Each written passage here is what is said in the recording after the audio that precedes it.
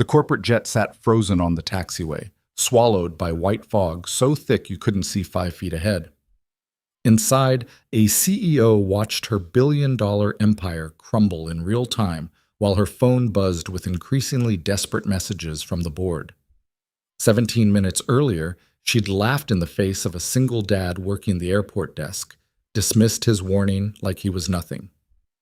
Now that same man stood in the doorway of the terminal, the only person in Stone Valley who knew how to save her. Hit that like button and drop a comment with your city so I can see how far this story travels. Let me see it. The fluorescent lights in Stone Valley Regional Airport buzzed with that particular frequency that comes from bulbs nobody's bothered to replace in 6 months. Ethan Brooks sat behind the front desk, half watching the weather radar on his ancient desktop monitor, while Sophie worked on her coloring book in the chair beside him. She was doing that thing she always did, staying perfectly inside the lines, tongue poking out the corner of her mouth in concentration. "Daddy, is purple okay for clouds?" she asked, without looking up. "Purple's great, sweetheart." Ethan glanced at the clock. 8:47 p.m. His shift ended at 11, which meant he'd have her in bed by midnight if the roads stayed clear. Not ideal, but better than the alternative. The alternative was leaving her with Mrs. Patterson next door, and Sophie hated that. Said the house smelled like old magazines and cats. The radar showed something that made Ethan's stomach drop. The fog system moving through the valley had accelerated. Not by much, maybe 15-20 minutes ahead of the forecast, but enough. More than enough. He pulled up the regional weather service data, cross-referenced it with the automated surface observation system, then checked the visibility readings from the towers. All of it confirmed what his gut already knew. They had maybe 30 minutes before this airport became completely inoperable. "Sophie, baby, I need you to sit real still for a bit, okay? Daddy's got to make some calls." She nodded, already lost in her purple clouds. Ethan reached for the phone just as the front doors swung open with enough force to rattle the safety glass. A woman strode in like she owned the terminal, probably because in her world she owned most things. Designer coat that probably cost more than Ethan's monthly salary. Heels that clicked against the tile with the rhythm of someone who'd never had to slow down for anybody. She was followed by 4 other people in expensive suits, all talking simultaneously on their phones. The woman, early 30s, dark hair pulled back so tight it looked painful, barely glanced at Ethan before addressing someone behind her. "Marcus, how fast can we get airborne?"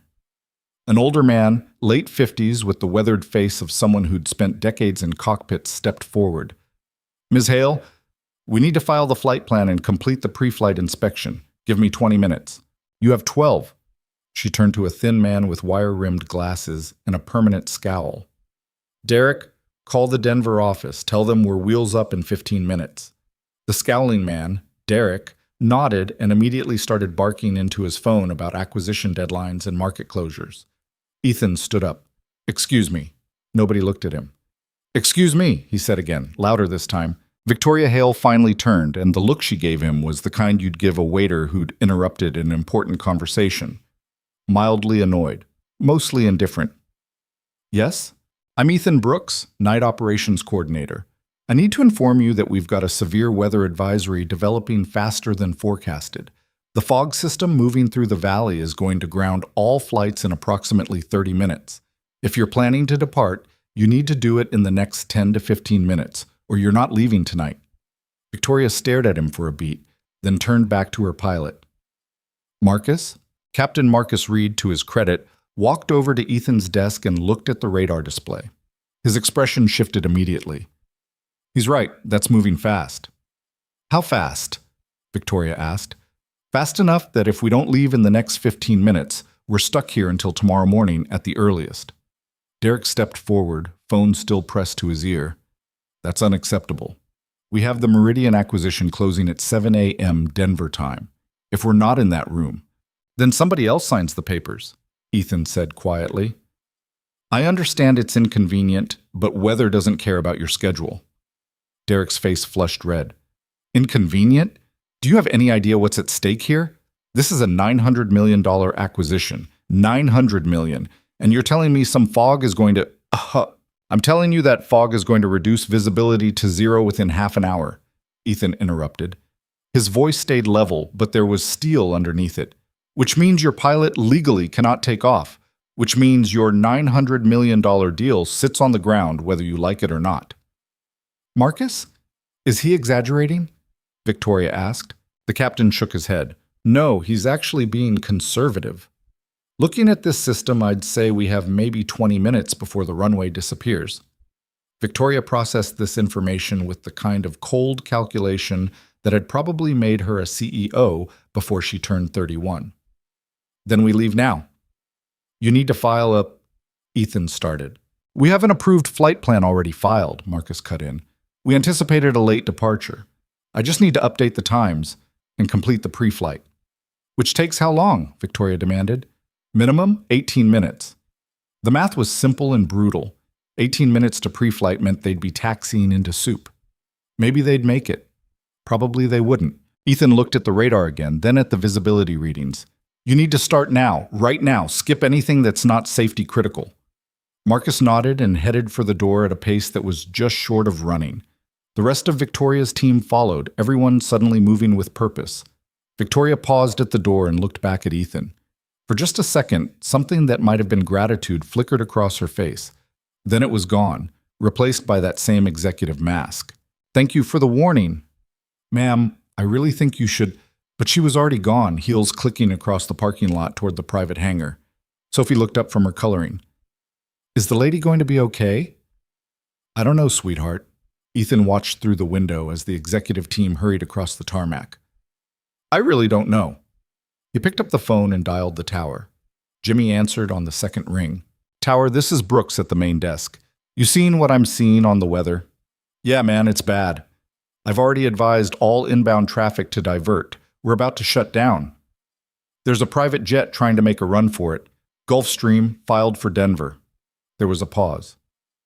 They know they've got maybe 10 minutes? They know. Jesus.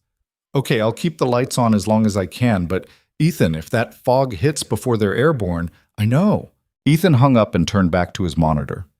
The fog bank crept across the screen like a living thing, swallowing the valley mile by mile. He'd seen systems like this before, back when he worked for Atlas Regional Airlines, back before everything fell apart, back when he was good at his job instead of just adequate, back when Sarah was still alive. Sophie went back to her coloring, completely unconcerned. That was the gift of being 6. You trusted that the adults around you would handle things. You didn't know yet that sometimes the adults were just as lost as everybody else. 10 minutes crawled by. Then 12. Then 15. Ethan stepped outside onto the observation deck. The air was already thick with moisture, that particular smell that comes right before fog rolls in heavy. In the distance, he could see lights on the private hangar, could see figures moving around the Gulf Stream. His phone buzzed. Jimmy from the tower. Ethan, I'm shutting it down. Visibility just dropped below minimums. That jet's not going anywhere tonight. Copy that. Ethan ended the call and watched as the fog swallowed the runway whole, turning the entire airport into a wall of white nothing. 60 seconds later, his desk phone rang. He walked back inside, already knowing what he'd hear. Stone Valley Regional, this is Ethan. This is Captain Reed. We're stuck on the taxiway. Can't see more than 20 feet. We're shutting down and returning to the hangar. Understood. Do you need a ground vehicle to guide you back? Negative. We'll creep back on our own. But I need you to arrange ground transportation for my passengers. They're going to need hotels. Captain, this is Stone Valley. We have exactly one hotel, and it's got 14 rooms. On a Thursday night in October, I'd guess maybe half of those are available. There was a long silence. They're not going to like that. No, Ethan agreed. They're really not. 20 minutes later, Victoria Hale walked back into the terminal, looking like someone had just set fire to her entire world. Her perfect composure had developed cracks. Her coat was unbuttoned. Her hair had come partially loose from that severe bun. Behind her, Derek was red-faced and shouting into his phone about impossibilities and incompetence.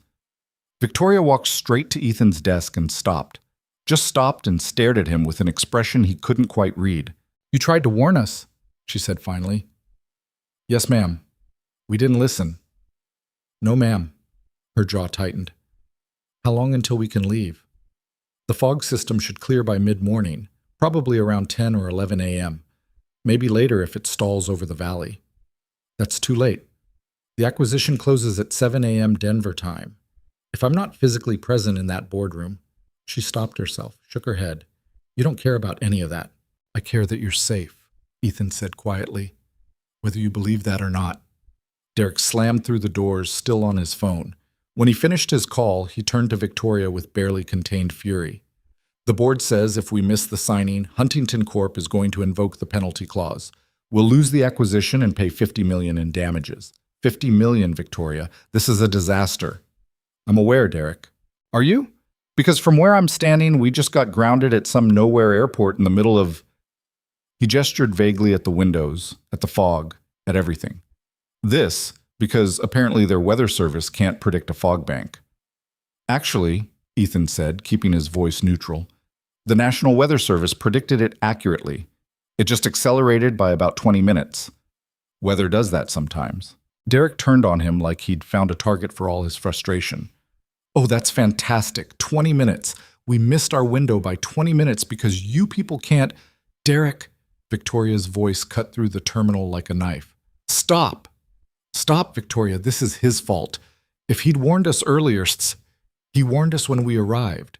You heard him. I heard him. We chose not to listen. He's an airport clerk at a regional facility in the middle of nowhere. Forgive me for not taking meteorological advice from... Careful. Ethan's voice was quiet, but something in it made Derek take a step back. Be very careful what you say next. Sophie looked up from her coloring book, watching the angry man with wide eyes. Derek noticed her for the first time. You brought your kid to work? I'm a single parent. Yes, sometimes my daughter comes to work with me during night shifts. Is that a problem? It's unprofessional. So is screaming at strangers in an airport terminal, but here we are. Derek's face went from red to purple. He opened his mouth to say something, probably something he'd regret, but Victoria cut him off. Derek, go book whatever hotel rooms are available. Take the rest of the team. I'll handle this. Victoria, now Derek. The COO stalked off, radiating anger. The rest of the executive team followed, leaving Victoria alone with Ethan and Sophie in the terminal. Victoria stood there for a long moment, and Ethan watched something shift in her expression. The mask came down. What was underneath wasn't pretty. Exhaustion, frustration, fear, anger all mixed together. I'm sorry, she said finally, about Derek, about all of this. You don't need to apologize to me. Yes, I do. She glanced at Sophie, then back to Ethan. We came in here with our problems and our deadlines like they were the only things in the world that mattered. We didn't listen when you tried to help us, and now we're stuck, and that's on us. On me. Ethan nodded slowly. Okay. Okay. Yeah. Apology accepted. She seemed surprised by that, like she'd expected him to make her work harder for it. Just like that? Just like that. You had a choice between ego and safety. You picked wrong. It happens. Usually the consequences are worse than spending a night in Stone Valley, so honestly, you got off easy. Easy, she repeated like the word tasted strange. I'm about to lose a $900 million acquisition and probably my job. The board's been looking for a reason to replace me since I took over.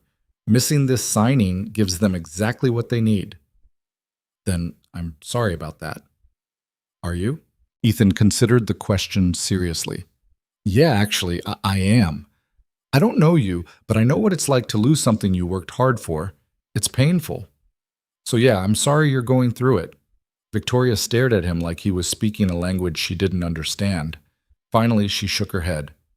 I need to make some calls. She walked toward those windows, phone already pressed to her ear, and Ethan went back to his desk. Sophie had abandoned her coloring and was watching Victoria with that intense curiosity kids have. Is she sad, Daddy? Yeah, baby. I think she is. Because of the fog? Because of a lot of things. The fog's just part of it. Oh. Sophie thought about this, then went back to her purple clouds. Ethan pulled up his personal laptop, the one he kept in his desk drawer for slow nights, and started doing something he probably shouldn't have been doing on work time. He started researching alternative routes to Denver. The thing was, he knew Stone Valley. Had grown up here, left for 12 years to chase a career in aviation operations, then came back when Sarah got sick.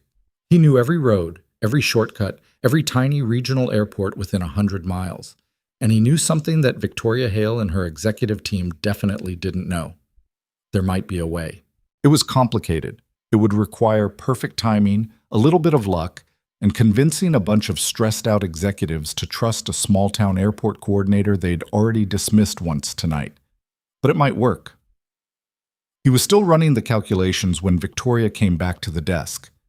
She'd made 4 phone calls in 10 minutes, and each one had apparently gone worse than the last based on her expression.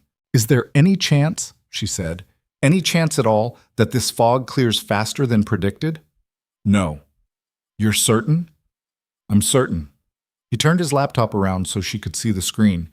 "This is the live radar, this is the valley topography, this is the wind pattern. That fog's going to sit here until at least mid-morning, probably longer. I've seen this system before. It doesn't move fast once it settles in the valley." Victoria stared at the screen and Ethan watched her process the reality of the situation. She was smart. You could see it in the way her eyes moved across the data, making connections, understanding the implications. "So that's it," she said finally. "It's over." "Maybe not." She looked up sharply. "What?" "There might be another option. It's not perfect, and it's going to require you to trust me more than you probably want to, but it exists." "I'm listening." Ethan pulled up a map of the region. Northbridge International Airport is 40 miles north of here. They're outside the fog system. I made some calls while you were talking to your board. There's a charter service there that has one more flight to Denver tonight. It leaves at 11:30 p.m. If we leave right now and drive fast, you might make it. Victoria's expression shifted from despair to cautious hope. "Why didn't you mention this earlier?" "Because 15 minutes ago it wasn't an option. The charter was fully booked, but I know the operations manager at Northbridge. We worked together years ago at Atlas Regional. I called in a favor. He bumped some passengers who were flying standby. You and your team now have 6 seats on that flight. But you need to leave right now, and you need to understand something." "What?" "The drive to Northbridge normally takes 45 minutes. In this fog, on these roads, at night, it's going to take longer. A lot longer. And it's going to be dangerous. The highway's probably already shut down because of the fog, which means we'll have to take back roads, service roads. Some of them aren't even paved. Your team is going to have to follow me in the dark through conditions that are going to make everyone nervous, and you're going to have to trust that I know what I'm doing." "Why would you do this?" Victoria asked. "We were horrible to you." "Because it's the right thing to do. And because my daughter's watching, and I want her to see that you help people even when they don't deserve it, especially when they don't deserve it." Victoria glanced at Sophie, who was now watching both of them with interest. "I don't know what to say." "Say yes or no. We're burning time." She pulled out her phone and made one more call. "Derek, get everyone to the parking lot. Now, we're driving to Northbridge. Yes, I'm serious. Because we don't have a choice. Just do it, Derek." She hung up and looked at Ethan. "Okay, we're in. What do we need to do?" "Get your team into whatever vehicles you have. Follow me. Don't pass me, don't try to take shortcuts, don't use your GPS. The routes I'm taking won't be on any map. Just stay close and trust me. And if we don't make it, then you spend the night in Stone Valley, miss your acquisition, and probably get fired. But at least everyone gets home safe eventually. That's all I can promise." Victoria nodded slowly. "Safe is good. Let's go."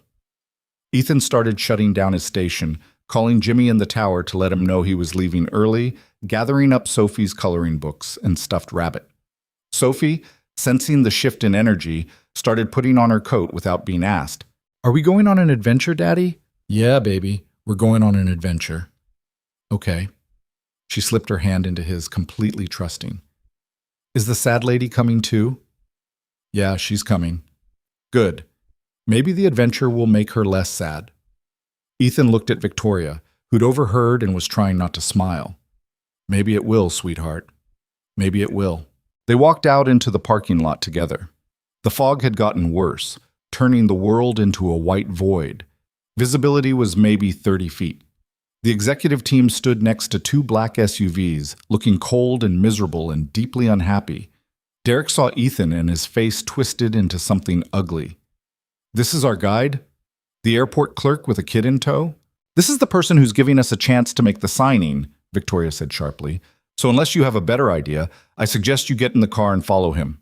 Ethan unlocked his old Ford Explorer, 12 years old, 160,000 miles, a small dent in the rear quarter panel from where he had backed into a pole 3 years ago, and helped Sophie into her car seat. She settled in with her stuffed rabbit, already half asleep. He climbed into the driver's seat, started the engine, and pulled up the route in his head. Not on GPS. In his head. Because he'd driven these roads 1,000 times, knew every turn, every pothole, every stretch where the asphalt gave way to gravel. Victoria's voice came through his open window. "We're ready. Stay close. If you lose sight of my taillights, taillight. Slow down, but don't stop. I'll wait for you. And tell everyone to turn off their high beams. They just reflect off the fog and make visibility worse." "Got it." Ethan pulled out of the parking lot, watching in his rearview mirror as the 2 luxury SUVs fell in behind him. 3 vehicles carrying 8 people, 9 counting Sophie, heading into the worst fog Stone Valley had seen in 3 years, chasing a charter flight that might already be gone. The odds weren't great. But Ethan had learned a long time ago that you don't give up just because the odds are bad. You keep moving forward. You do the next right thing. You take care of the people who need taking care of. Even when those people didn't take you seriously. Even when they looked at you and saw nothing worth respecting. Even when they made it clear you were beneath their notice. You helped them anyway. Because that's what Sarah would have done. That's what he wanted Sophie to learn. That's who he was trying to be. The fog swallowed them whole as they left the airport behind. 3 pairs of headlights cutting through the white darkness, heading north on roads that didn't exist on any map, chasing a deadline that was already slipping away. In the back seat, Sophie hummed quietly to herself, holding her stuffed rabbit, trusting completely that her father would get them where they needed to go. Ethan just hoped he could live up to that trust. For all of them. The first 5 miles were easy enough. Route 47 heading north out of Stone Valley was a straight shot, 4 lanes wide, well maintained. Ethan kept his speed at 45, even though visibility had dropped to maybe 20 feet. Behind him, the 2 SUVs stayed close, their headlights creating halos in the fog. Sophie had fallen asleep within minutes, her head tilted against the car seat, stuffed rabbit clutched tight. Ethan envied her that, the ability to just shut down and trust that everything would work out. He couldn't remember the last time he'd slept that easily. His phone rang. "Victoria." "Yeah?" "How much further to the highway turnoff?" Her voice was tight, controlled, professional. "About 2 miles. But we're not taking the highway." Silence on the other end. Then, "What?" "Highway's going to be shut down by now. State police always close it when fog gets this bad. Too many accidents. We're taking County Road 12 instead." "County Road 12 isn't on my GPS." "I know. That's why you're following me." Another pause. "Ethan, how bad are these roads going to get?" He appreciated that she asked directly instead of dancing around it.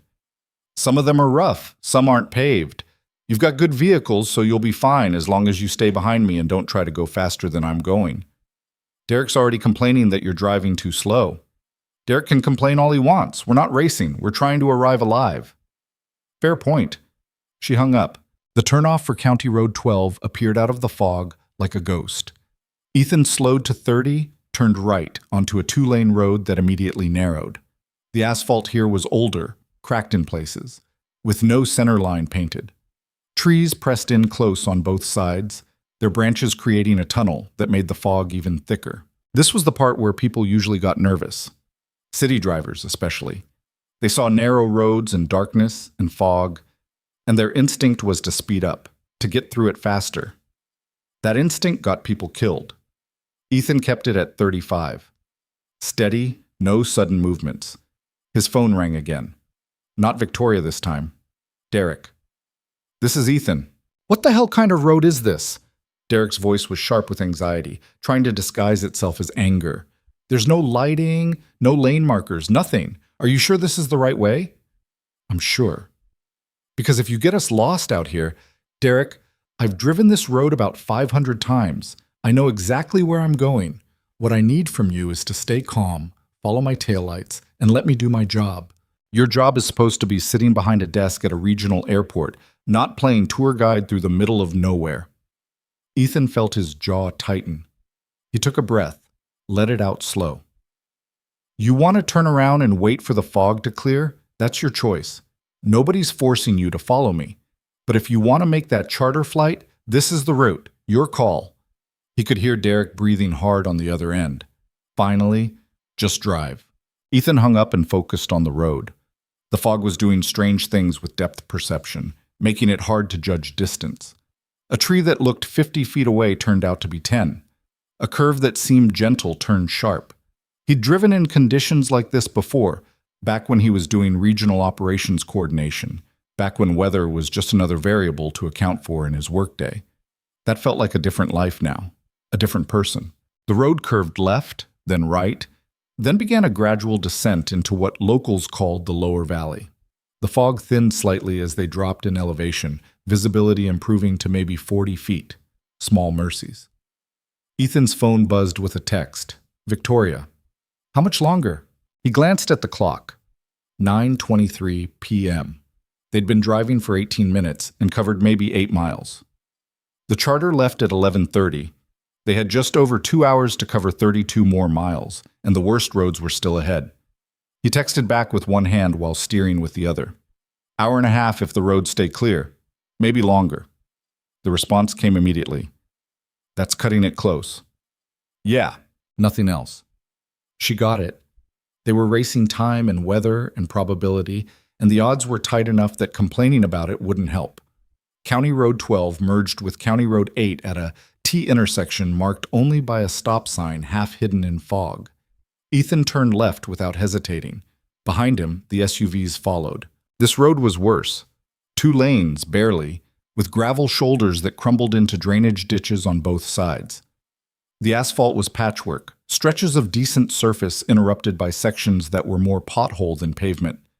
Ethan kept it at 30, watching his mirrors to make sure the luxury SUVs weren't bottoming out on the rough patches. They seemed to be holding up okay. Good suspension, at least. Sophie stirred in the back seat, mumbled something about purple, then went still again. Ethan reached back and adjusted her blanket without taking his eyes off the road. The thing about driving in fog is that it messes with your sense of time. Minutes feel like hours. Distance becomes meaningless. You're just following the small circle of road visible in front of you, trusting that the next piece will appear before you run out of asphalt. It's meditative in a way. Isolating. Ethan had spent a lot of time isolated since Sarah died. Not physically, Sophie made sure of that, but emotionally.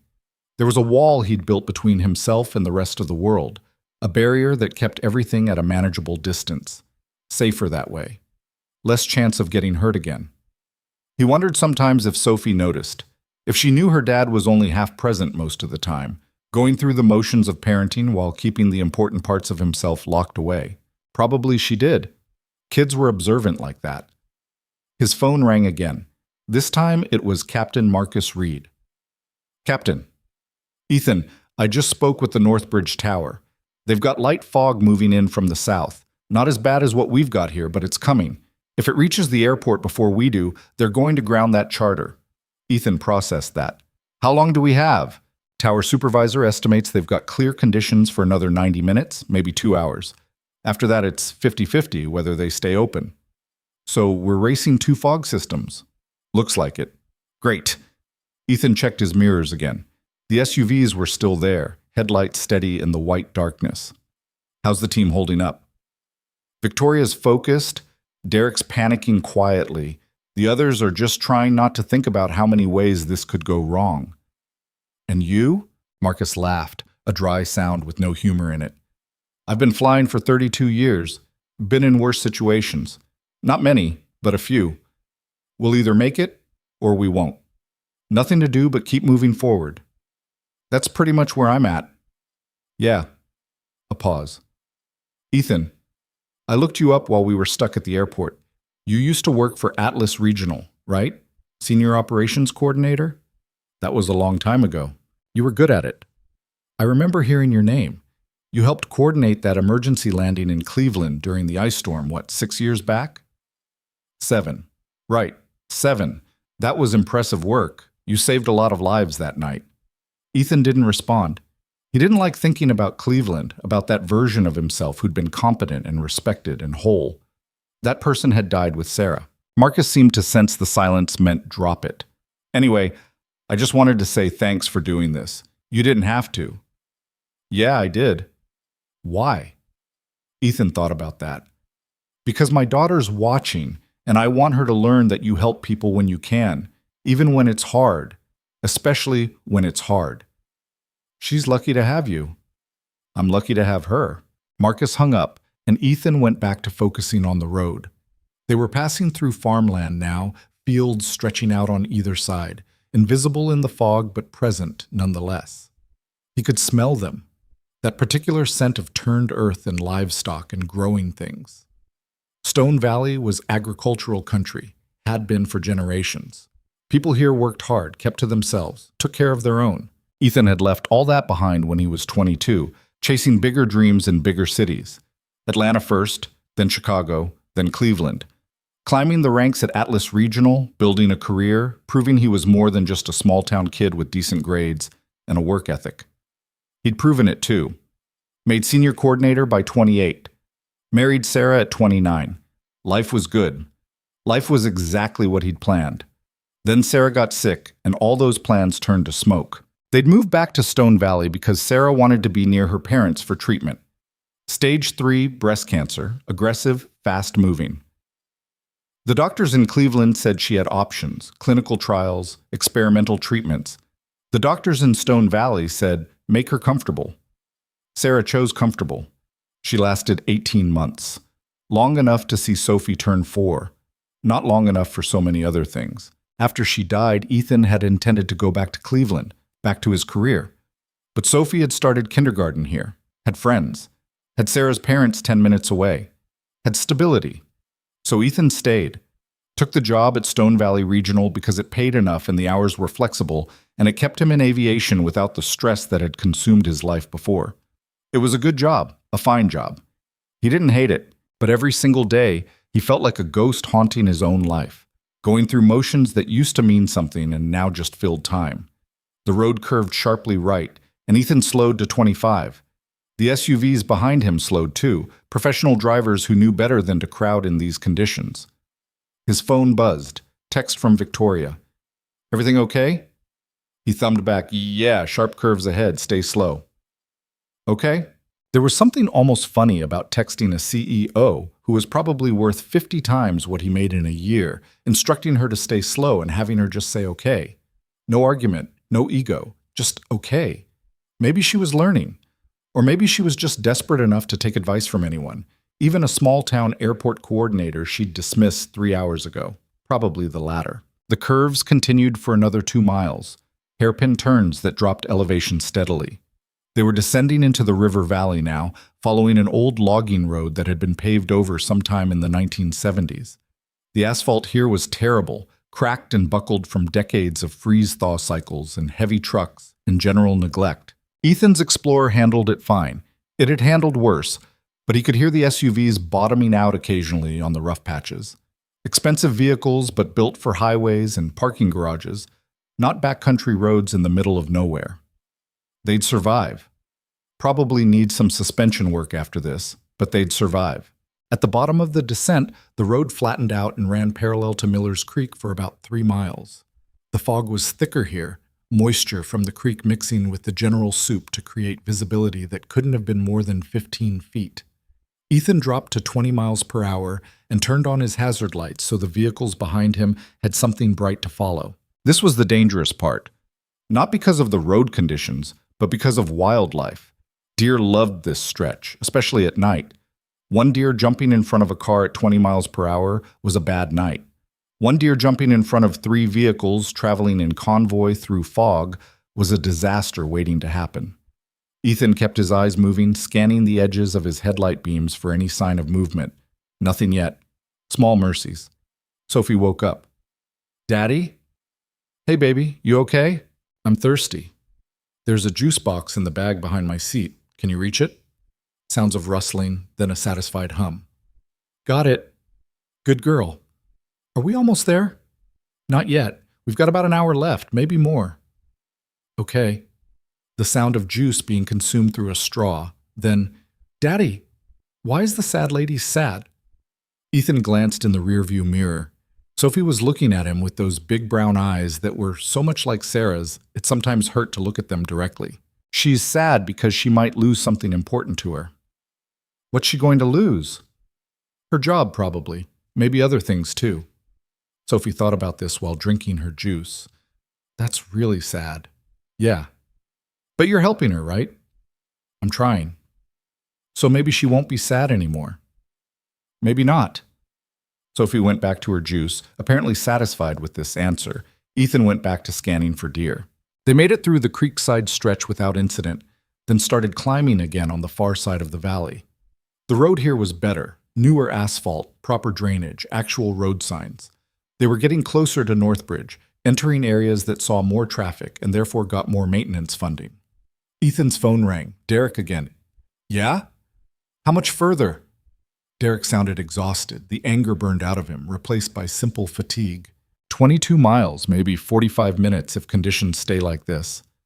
We're gonna make it? I think so. It's gonna be close, but yeah, I think we make it. Okay. A pause. I'm sorry about earlier. What I said about you and your daughter. That was out of line. Ethan hadn't expected that. It's forgotten.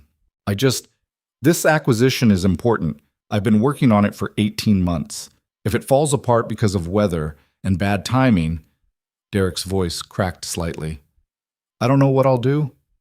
You'll figure it out. People always do. Do they? Yeah, Ethan said, thinking about Sarah, about the year after she died when he couldn't figure out how to keep living. Yeah, they do. It doesn't feel like it at the time, but they do. Derek didn't respond to that. Just said, thanks for doing this, for helping us. We didn't deserve it. Everybody deserves help when they need it. I'm not sure that's true, but I appreciate you believing it. Derek hung up, and Ethan continued climbing. The road switched back up the side of the ridge, each turn marked by reflective posts that appeared out of the fog like ghosts.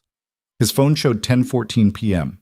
They had 76 minutes to cover 22 miles and get through Northbridge Airport security and reach the charter gate before it closed. Tight, really tight, but possible. At the top of the ridge, the fog finally started to thin. Not disappear, they were still driving through soup, but thin enough that visibility improved to maybe 50 feet. Ethan increased speed to 45, watching his mirrors to make sure the SUVs could keep up. They could. The descent on the north side of the ridge was gradual, the road winding through pine forest that smelled sharp and clean, even through the closed windows of the Explorer. This was the home stretch. 12 more miles to Northbridge, half of it on actual highway. Ethan let himself believe just for a moment that they might actually pull this off. That's when his phone rang with a call from Northbridge Operations. This is Ethan? Ethan, it's Jim Calloway at Northbridge Ops. We've got a problem. Ethan's stomach dropped. What kind of problem? Fog's moving in faster than forecasted. We're still operational, but the charter service is getting nervous. They want to leave early if possible. How early? They're saying 11:15 instead of 11:30. Ethan looked at the clock. 10:19 p.m. 56 minutes to cover 12 miles and get 6 people through security and to the gate. Doable, but just barely. Can you ask them to hold until 11:30? We're close. Really close. I asked. They said no. FAA regulations say they can leave early if weather's deteriorating and all confirmed passengers are present. Your group was added last minute, so technically they can leave them behind without penalty. Jim, these people will lose everything if they miss this flight. I know, I'm sorry. I pushed as hard as I could. The charter captain says 11:15 is his final departure time, and if your passengers aren't at the gate by 11:10, he's closing the door. 51 minutes. Yeah. Okay, thanks for trying. Ethan hung up and immediately called Victoria. We've got a problem. He heard her take a breath, steel herself. Tell me. Charter's leaving at 11:15 instead of 11:30. We need to be at the gate by 11:10 or they're gone. Silence. Then, can we make it? I don't know. Maybe. We've got 12 miles to cover and 50 minutes to do it. If we push hard and if traffic is light and if security doesn't slow us down, then yeah, maybe. What do you need from us? I need you to have everyone's IDs ready. I need your team prepared to move fast once we hit the airport. No bathroom stops, no coffee runs, just straight to security and through to the gate. Can you do that? We can do that. And Victoria? Yeah? This is going to be close, like really close. You need to prepare yourself for the possibility that we don't make it. Another pause. Longer this time. If we don't make it, it won't be because you didn't try. I know that. Okay. Okay. She hung up, and Ethan pressed down on the accelerator. The Explorer responded, speed climbing to 55, then 60. Behind him, the SUVs matched his pace. Sophie looked up from her juice box. Daddy, you're going fast. I know, baby. We're in a hurry. Is everything okay? Everything's fine. You just sit tight and hold on to Mr. Rabbit, okay? Okay. She went back to her juice, trusting completely. The road straightened out as they entered the outskirts of Northbridge. Streetlights appeared, creating halos in the thinning fog. Traffic lights. Stop signs. Civilization. Ethan checked the time. 10:31 p.m., 39 minutes. He knew a shortcut through the industrial district that would save 5 minutes but required running 2 red lights and taking a turn that wasn't technically legal. He took it anyway. The SUVs followed without hesitation. They flew through the industrial zone, past warehouses and distribution centers and trucking depots, everything closed and dark for the night. The road here was smooth, well-maintained for the heavy vehicles that used it during the day. Ethan pushed the Explorer to 70. His phone rang. He ignored it. Rang again. Still ignored it. On the third ring, he answered, Victoria. You're driving really fast. Yeah. Is that safe? Safer than missing your flight. Ethan, Victoria, I've got this. Trust me. She hung up. The industrial zone gave way to commercial strips, then residential neighborhoods, then finally the clear zone around Northbridge International. The airport appeared out of the thinning fog like a fortress, all lights and concrete and purpose. Ethan checked the time. 10:47 p.m. 23 minutes. He pulled into the passenger drop-off zone going faster than the posted 15-mile-per-hour limit, hit the brakes hard enough to make the tires squeal, and threw the Explorer into park. Everyone out, now! Victoria's team piled out of the SUVs like they were evacuating a burning building. Derek, Marcus, Victoria, 3 other executives whose names Ethan had never learned. They grabbed their carry-on bags and ran toward the terminal entrance. Victoria paused at Ethan's window. You're not coming? Can't. I've got Sophie, and she doesn't have ID. We just slow you down at security. Go. Run. Thank you, she said, and there was something in her expression that looked almost like respect. Thank you for everything. Go. She ran. Ethan watched them disappear into the terminal, then checked the time. 10:49 p.m. 21 minutes to get through security, find the gate, and board. He pulled out his phone and called Jim Calloway. Jim, they're in the building. Security entrance right now. Can you call ahead and tell TSA to expedite them? Already did. I've got a security supervisor watching for them. They'll move them to the front of the line. You're a lifesaver. We'll see. This is going to be tight, Ethan. I know. Ethan sat in the drop-off zone with his hazard lights on, watching the terminal entrance. Sophie had climbed into the front seat and was sitting beside him, still clutching her stuffed rabbit. Did the sad lady make it? She asked. I don't know yet, baby.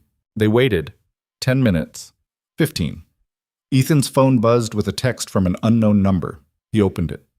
This is Marcus. Made it through security. Running for the gate. We'll update. 10:58 p.m. Another text. Gate in sight. They're still boarding. I think we're going to make it. 11:03 p.m. Final text.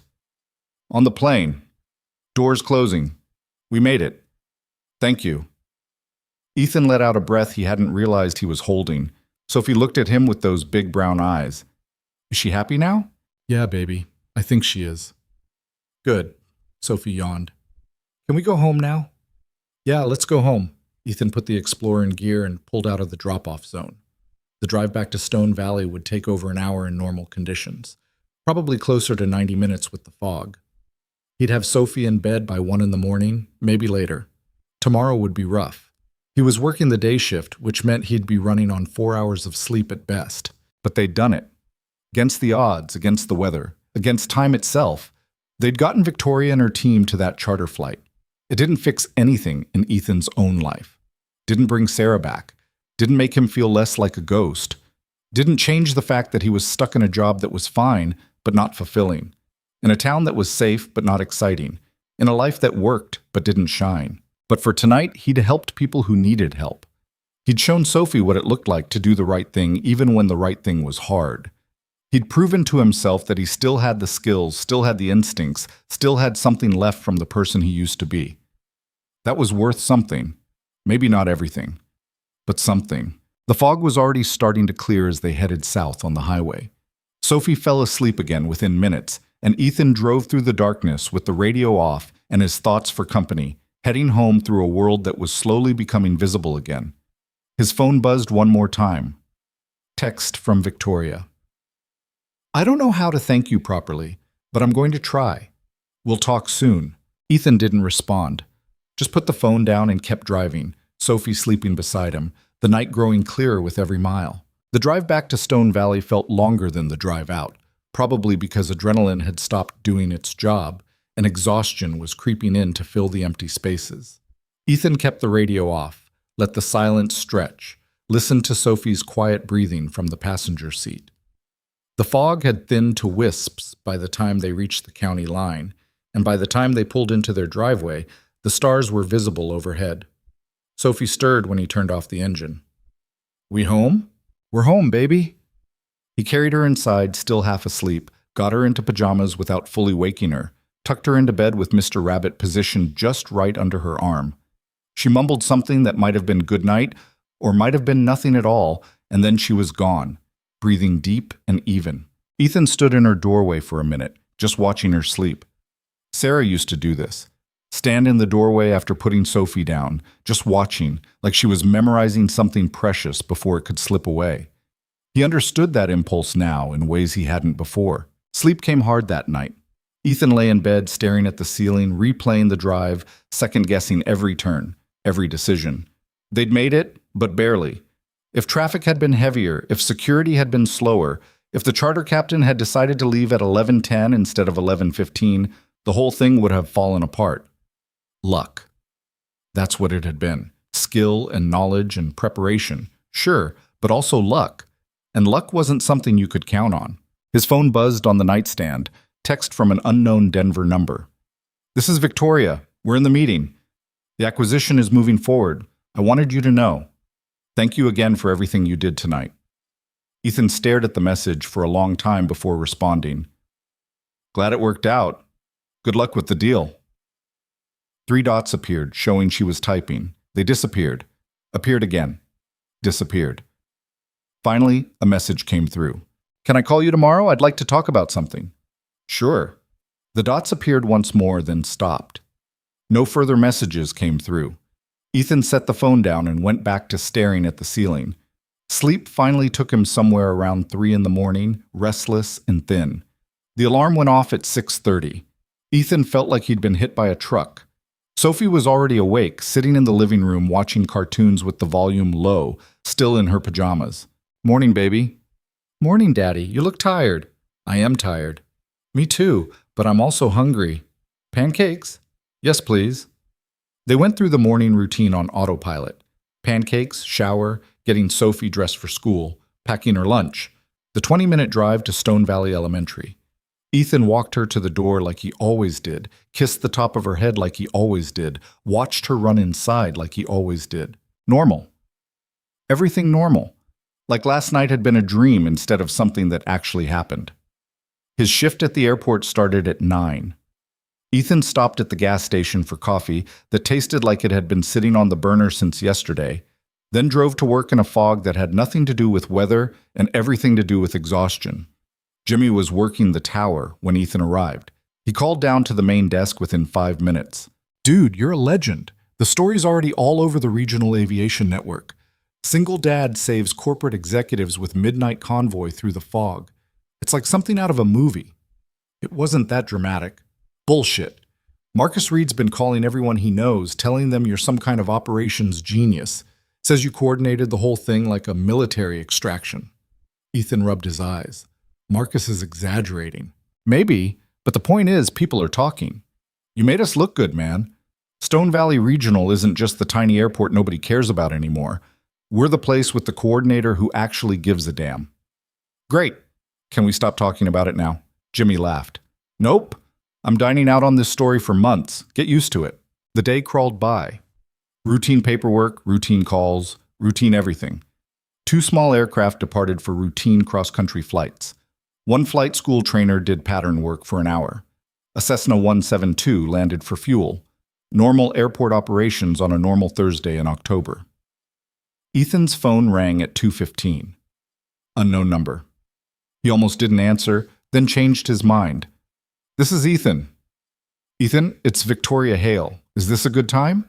He glanced around the empty terminal. Yeah, it's fine. How'd the acquisition go? We signed the papers at 6:50 this morning. The deal's done. Meridian Industries is officially part of our portfolio. Congratulations. Thank you. A pause. Listen, I'm calling because I owe you more than just a thank you text. What you did last night, getting us to that airport, getting us on that flight, you saved this acquisition. You saved my career probably, and I want to make that right. You don't owe me anything. I disagree. But more than that, I have a proposition for you. Ethan felt something tighten in his chest. I'm listening.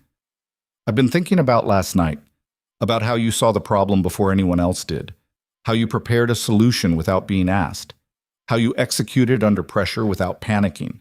Those are skills our company needs, skills I need. Victoria Stowe, please let me finish. I'm offering you a position. Aviation Operations Advisor. You'd work directly with our executive team, consult on logistics, help us avoid the kind of disasters that almost happened last night. The pay is substantially more than what you're making now. The benefits are excellent. And here's the important part. The schedule is completely flexible. You could work from Stone Valley, set your own hours around Sophie's school schedule, travel only when absolutely necessary. Ethan didn't respond immediately. Couldn't. The offer was everything he should want. Better pay, better opportunity, a chance to use his actual skills instead of just managing a quiet regional airport. But I don't know, he said finally. You don't know? I'd need to think about it. Talk to Sophie, figure out if it's the right move. Victoria was quiet for a moment. Of course. I'm not expecting an answer today. Take your time. I'm sending you a formal offer letter by email tonight. Look it over. Think about it. Call me when you're ready to discuss details. Okay. Ethan, can I ask you something? Sure. Why are you hesitating? This is a significant step up from where you are now. Better everything. So why the hesitation? Ethan looked around the terminal. Empty chairs. Quiet desk. Windows looking out at runways where nothing much ever happened. It wasn't exciting. It wasn't prestigious. It wasn't the kind of job that impressed people at parties. But it was stable, predictable, safe. Because I've had the exciting career before, he said quietly. I've had the important job and the big responsibilities and the constant pressure. And when my wife got sick, none of it mattered. None of it helped. All it did was get in the way of being there for her. So I chose this instead. Chose stability over ambition. And I don't know if I'm ready to go back to that other life, even if the money's better. Victoria didn't respond right away. When she did, her voice was different, softer. I understand, I do. Just promise me you'll think about it. I'll think about it. That's all I ask. She hung up, and Ethan sat at his desk staring at nothing in particular. The terminal was silent except for the hum of fluorescent lights and the distant sound of Jimmy talking to a departing aircraft from the tower. His email pinged an hour later. Formal offer letter from Victoria's company. He opened it, scanned the numbers, and felt his stomach drop. The salary was almost 3 times what he made at the airport. 3 times. With performance bonuses that could push it even higher. Benefits that included full medical, dental, vision, life insurance, 401k matching, education savings for Sophie. It was more money than he'd made even at the height of his career with Atlas Regional. And the schedule flexibility was real. The offer letter specified he could work remotely, set his own hours, decline travel that conflicted with family obligations. They'd even provide a home office stipend and technology allowance. It was perfect, except for the part where it wasn't. Ethan closed the email and went back to work. but the offer sat in his head like a stone, heavy and unavoidable. He picked Sophie up from school at 3:30. She climbed into the Explorer chattering about art class and how her friend Emma had shared cookies at lunch and how Mr. Patterson, the music teacher, had let them play tambourines. "Sounds like a good day," Ethan said. "It was a really good day. How was your day?" "It was okay. Just okay?" "Yeah, baby, just okay." They stopped at the grocery store on the way home. Sophie insisted on pushing the small cart, nearly taking out a display of canned soup in the process. They got the usual things: milk, bread, chicken, vegetables, the kind of cereal Sophie liked with the cartoon character on the box. At the checkout line, Sophie looked up at him with those serious brown eyes. "Daddy, are you sad?" "No, baby, I'm not sad. You look sad." "I'm just tired. Long day yesterday, remember?" "Oh." She thought about this while the cashier scanned their items. "The adventure with the fog?" "Yeah, that one." "Did you have another adventure today?" "No adventures today, just regular work." "That's boring." "Yeah," Ethan agreed, handing cash to the cashier. "Yeah, it kind of is." They made dinner together, tacos, Sophie's favorite. She helped tear up lettuce and arrange taco shells on plates while Ethan cooked the meat and diced tomatoes. They ate at the small kitchen table, Sophie talking about school, Ethan half listening while thinking about Victoria's offer. After dinner, while Sophie was watching her allotted hour of television, Ethan called Sarah's parents. Her mother answered on the third ring. "Ethan, honey, how are you?" "I'm okay, Linda. How are you and Tom?" "We're fine. Arguing about whether to replant the rose garden this fall or wait until spring. The usual exciting retired life." "What's going on?" "I got a job offer." Linda went quiet. "Tell me about it." Ethan explained the whole thing: the fog, the convoy, Victoria Hale, the offer letter. Linda listened without interrupting, which was one of the things he'd always appreciated about her. She didn't rush to fix things, just listened. When he finished, she was quiet for a long moment. "That's quite an offer." "Yeah." "But you're not sure if you should take it." "No, yes. I don't know. The money's great. The flexibility's great. It's everything I should want. But I don't know if I can do that kind of work again. The pressure, the constant problem solving, the high stakes. I did that for years, and when Sarah got sick, I couldn't turn it off. Couldn't stop thinking about work even when I should have been present with her. And I don't want to be that person again. Don't want Sophie growing up with a dad who's physically there, but mentally somewhere else all the time." Linda sighed, the kind of sigh that held years of watching her daughter die, and her son-in-law try to hold everything together. "Ethan, can I tell you something?" "Of course. You're not the same person you were when Sarah was sick. You've changed, grown. You're more present now than you were back then, even with a job that bores you half to death. So if you take this new position, you won't become that person again. You'll be someone new, someone who learned from the past but isn't trapped by it." "How can you be sure?" "Because I've watched you with Sophie for the last 4 years. I've seen you choose her over everything else, every single time. That doesn't just disappear because you take a better job." Ethan rubbed his face with his free hand. "I don't know, Linda." "You don't have to know yet. Just think about it. Really think about it. Not about what Sarah would want or what you think you should do. Think about what's actually best for you and Sophie. That's what matters." "Okay." "And Ethan?" "Yeah?" "Whatever you decide, we support you. You know that, right?" "I know. Thanks, Linda." He hung up and sat in the kitchen while Sophie's cartoon played in the other room.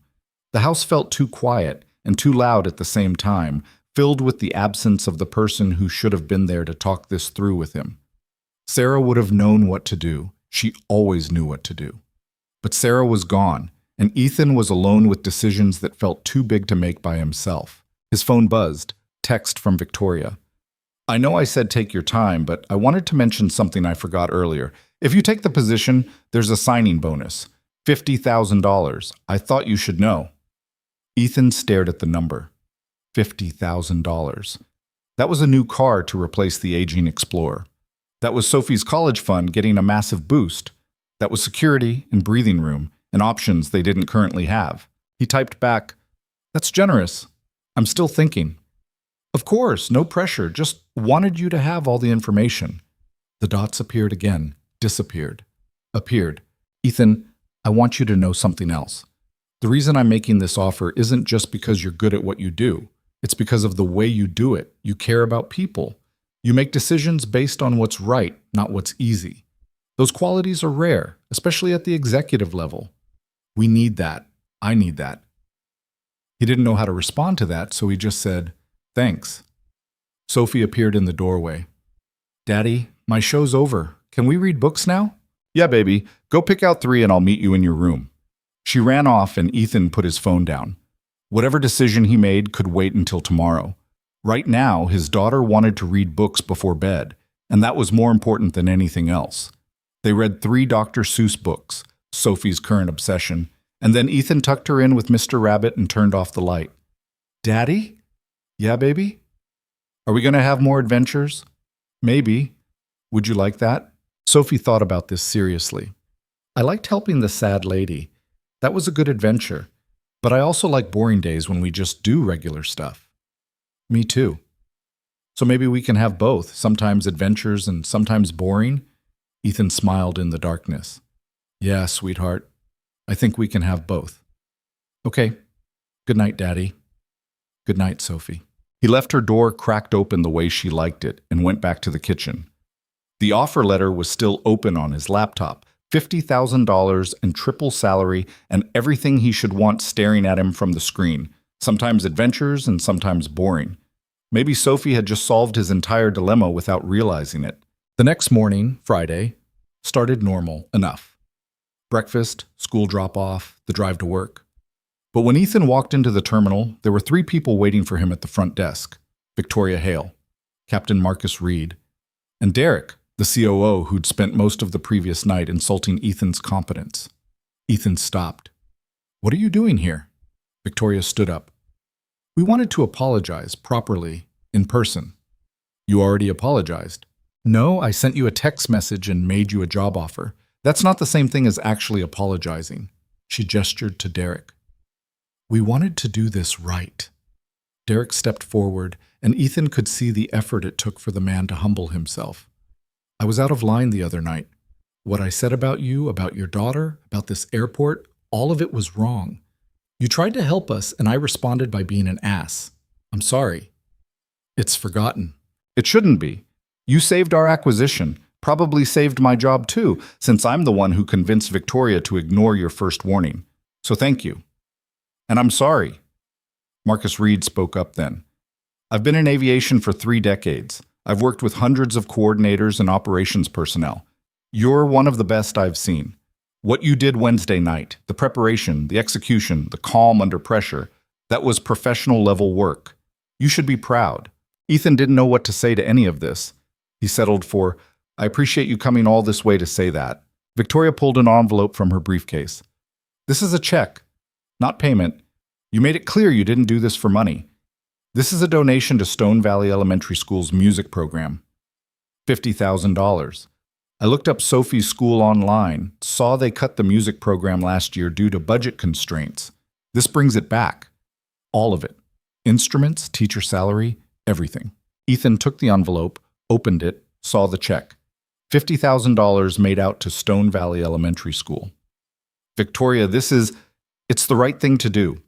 You helped us when you didn't have to. This is us helping your community because you're part of it and you care about it. Sophie gets her music program back. The school gets funding it needs. Everyone wins," Derek added. "And if you don't take the job offer, we understand. No hard feelings. This donation stands regardless of your decision." Ethan looked at the 3 of them, corporate executives who'd flown to Stone Valley on a Friday morning just to apologize and hand him a check that would change his daughter's school. "I need to sit down," he said. They spent the next hour in the terminal cafe, drinking terrible coffee and talking. Not about jobs or offers or obligations, just talking. Victoria told stories about her early days climbing the corporate ladder, the mistakes she'd made, the lessons she'd learned. Marcus talked about close calls in his flying career, moments where everything could have gone wrong but didn't.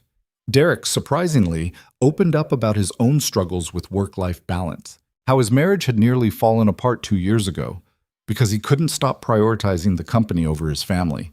"I've been thinking about what you said," Derek told Ethan, about choosing stability over ambition for Sophie. That took courage. More courage than I've had. I'm still trying to figure out how to be good at my job without sacrificing everything else. It's hard, Ethan admitted. I don't have it figured out either. Most days I feel like I'm failing at both. But you're trying. That counts for something. Victoria checked her watch. We need to get going. Flight back to Denver leaves in 40 minutes. She looked at Ethan. Have you thought more about the offer? Yeah. And? Ethan took a breath. I want to take it, but I need some conditions. Name them. 1. I work from home unless absolutely necessary. No pressure to come to the office, no expectations of FaceTime. I show up when there's a genuine need, and that's it. Done. 2. If Sophie needs me, I'm unavailable. School events, sick days, parent-teacher conferences, whatever. Family comes first, always, no exceptions. Agreed. 3. If I start feeling like the work is taking over my life, if I start becoming the person I was before, the one who couldn't be present even when he was physically there, I can step back or resign without penalty. Victoria nodded slowly. I can agree to that, but I want to add a condition of my own. What? If you start feeling that way, you talk to me first. Give me a chance to help fix whatever's wrong before you walk away. Deal? Ethan extended his hand. Deal.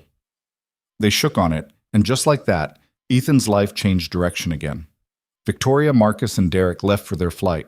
Ethan sat at his desk with the check for $50,000 and a future that looked completely different than it had 3 days ago. Jimmy called down from the tower. Dude, what was that about? Why were fancy executives in our terminal? Long story. You're killing me with these non-answers. I'll tell you later. Right now I need to make a phone call. Ethan called Stone Valley Elementary and asked to speak with Principal Morrison. When she came on the line, he explained about the donation, about the music program coming back, about instruments and teacher salaries and everything the money would fund. Principal Morrison cried on the phone. Actually cried. Ethan, do you know what this means? We've had parents calling for a year asking when music would come back. Kids who wanted to learn instruments. And we had to say no, we couldn't afford it. Now we can say yes.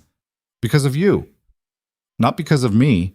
Because of some people I helped who wanted to pay it forward. However it happened, thank you. The kids are going to be thrilled. Sophie's going to be thrilled. Don't tell Sophie yet. I want to tell her myself. Of course. He picked Sophie up from school that afternoon feeling lighter than he had in months, maybe years. She climbed into the Explorer with her backpack and a painting she'd made in art class, Purple Clouds Again, Sophie's current artistic phase. Daddy, guess what? What? Mrs. Chen said we might get music class back soon. Is that true? Yeah, baby, it's true. How? Some people I helped decided to donate money to your school, enough to bring back the whole program. Sophie's eyes went wide. Really? Like really, really? Really, really. She threw her arms around him as much as the car seat would allow. That's amazing. Emma's going to be so happy. She wanted to learn drums, and I want to learn piano like Mommy did. Ethan's throat tightened. He'd forgotten Sarah played piano. Or not forgotten exactly, but pushed it away with all the other memories that hurt too much to examine closely. Yeah, you can learn piano. They drove home through afternoon sunshine, fog completely gone, everything clear and bright. And for the first time since Sarah died, Ethan felt like maybe the future didn't have to be something he just endured. Maybe it could be something he actually participated in. That night, after Sophie was in bed, Ethan replied to Victoria's offer letter. He typed out his conditions, signed the document electronically, and hit send before he could second-guess himself. 5 minutes later, his phone rang. Welcome to the team, Victoria said. Thanks, I think. She laughed. You're going to be great at this, I know it. I hope you're right. I am. And Ethan? Yeah? Thank you. For everything. For helping us when you didn't have to. For showing me what actual leadership looks like. For reminding me that there's more to life than just winning. You would have figured it out eventually. Maybe. But you helped me figure it out faster. That matters. They talked for another 10 minutes about start dates and paperwork and logistics. When Ethan finally hung up, it was past 10 o'clock. He was exhausted, wrung out, running on fumes. But he was also something else. Something he hadn't felt in a long time. hopeful. He walked to Sophie's room, stood in the doorway, watching her sleep like Sarah used to do. Mr. Rabbit was tucked under her arm. Her breathing was deep and even, peaceful. "We're going to be okay," Ethan whispered to the darkness. To Sarah, maybe. To himself. To whoever was listening. "We're going to be okay." And for the first time in 4 years, he actually believed it. 3 weeks later, Ethan was sitting in his newly converted home office, really just the spare bedroom with a desk and 2 monitors, when his phone rang with a Denver area code he didn't recognize. "This is Ethan." "Ethan Brooks?" A woman's voice, clipped and professional. "This is Jennifer Walsh, VP of Human Resources at Meridian. I need to speak with you about a sensitive matter regarding your employment." Ethan's stomach dropped. 3 weeks. He'd lasted 3 weeks in the new position before something went wrong. "Okay, what's going on?" "There's been an allegation made against you. I need you to understand that we take all complaints seriously, and this is part of our standard investigation protocol. You're not being accused of anything formally at this point, but we need to discuss the situation." "What kind of allegation?" Jennifer paused. "Derek Morrison has filed a complaint stating that you were responsible for the delayed departure on the night of October 15th. He's claiming that your failure to provide adequate weather warnings nearly cost the company the Meridian acquisition, and that Ms. Hale has been misrepresenting the events of that evening to protect you." Ethan sat back in his chair, staring at the ceiling. "You're kidding." "I'm not. Mr. Morrison has provided written testimony along with several supporting documents. He's requesting a formal investigation into the incident and your subsequent hiring. Does Victoria know about this?" "Ms. Hale is currently in Singapore for meetings. She's been informed and will be returning early to address the situation. In the meantime, I need to ask you some questions. Do you have time now?" "Yeah, I have time." Jennifer walked him through that night step by step. When had he first noticed the weather change? When had he warned the executive team? What exactly had he said? Had anyone asked him not to warn them? Had Victoria instructed him to facilitate the alternative route to Northbridge? Ethan answered everything honestly, exactly as it had happened. He didn't embellish, didn't try to make himself look better, just told the truth. When he finished, Jennifer was quiet for a moment. "And you have documentation of your weather monitoring that evening? Computer logs? Records of calls made?" "The airport keeps automatic logs of all weather data accessed from staff computers. The tower has recordings of all radio communications. My personal phone has a record of the calls I made to Northbridge operations. All of it should be time-stamped. Can you send me everything you have access to?" "Yeah, give me your email." Ethan spent the next hour gathering records, screenshots, call logs, anything that documented the timeline of that night. He sent it all to Jennifer with a brief cover email explaining each piece of evidence. Then he sat in his office and waited. Sophie got home from school at 3:30. Linda had been picking her up on Tuesdays and Thursdays since Ethan started the new position, giving him uninterrupted work time on his busiest days. Sophie came bouncing into his office with a folder full of papers and a smile that faltered when she saw his face. "Daddy, you okay?" "I'm fine, baby. Just work stuff." "Bad work stuff?" "Maybe. I don't know yet." She climbed into his lap, something she'd been doing less and less lately as she got older and more independent. But today she seemed to sense he needed it, and Ethan was grateful. "Tell me about school," he said. Sophie launched into a detailed description of music class, the first one since the program had been reinstated. They'd gotten to try different instruments, and Sophie had played a keyboard for the first time. She was in love. "It sounded like Mommy's piano," she said, eyes bright. "Can we get a keyboard? Please?" "Yeah, baby, we can get a keyboard." "Really? Really?" She hugged him tight, and Ethan held on longer than necessary, breathing in the smell of her hair, strawberry shampoo and playground dirt and innocence. His phone rang. "Victoria." "I need to take this, sweetheart. Go watch some TV, okay?" Sophie scrambled off his lap and ran to the living room. Ethan answered the call. "I'm on a plane heading back to Denver," Victoria said without preamble. "I just got briefed on Derek's complaint. Ethan, I'm so sorry. I can't even... What's he trying to do?" "He's trying to get you fired and discredit me in the process. The board's been looking for ammunition to use against me since the acquisition. Some of them think I'm too young, too inexperienced. Derek's giving them exactly what they need. A narrative where I hired you as a favor instead of based on merit, where I covered up your mistakes to protect the hire. But none of that's true. I know it's not true. You know it's not true. But Derek's good at building cases. He's got 3 other executives backing his version of events. People who were barely paying attention that night, but are willing to say whatever Derek wants them to say. Ethan rubbed his face with his free hand. So what happens now? HR investigates. They interview everyone involved. They review the evidence. Then they make a recommendation to the board. And if the board sides with Derek? Victoria was quiet for a moment. Then you lose your job, and I probably lose mine too. I'm sorry, this is my fault. How is this your fault? I took the job. I should have known there'd be blowback. Ethan, stop. This isn't on you. This is Derek being Derek. Political, calculating, willing to burn everything down if it means he comes out on top. I've been dealing with this for 2 years. I just didn't think he'd come after you. What do you need from me? I need you to document everything from that night. Every conversation, every decision, every piece of evidence that supports the truth. Jennifer Walsh is good at her job, but she needs ammunition to work with. Can you do that? Already did. Sent it to Jennifer an hour ago. Thank you.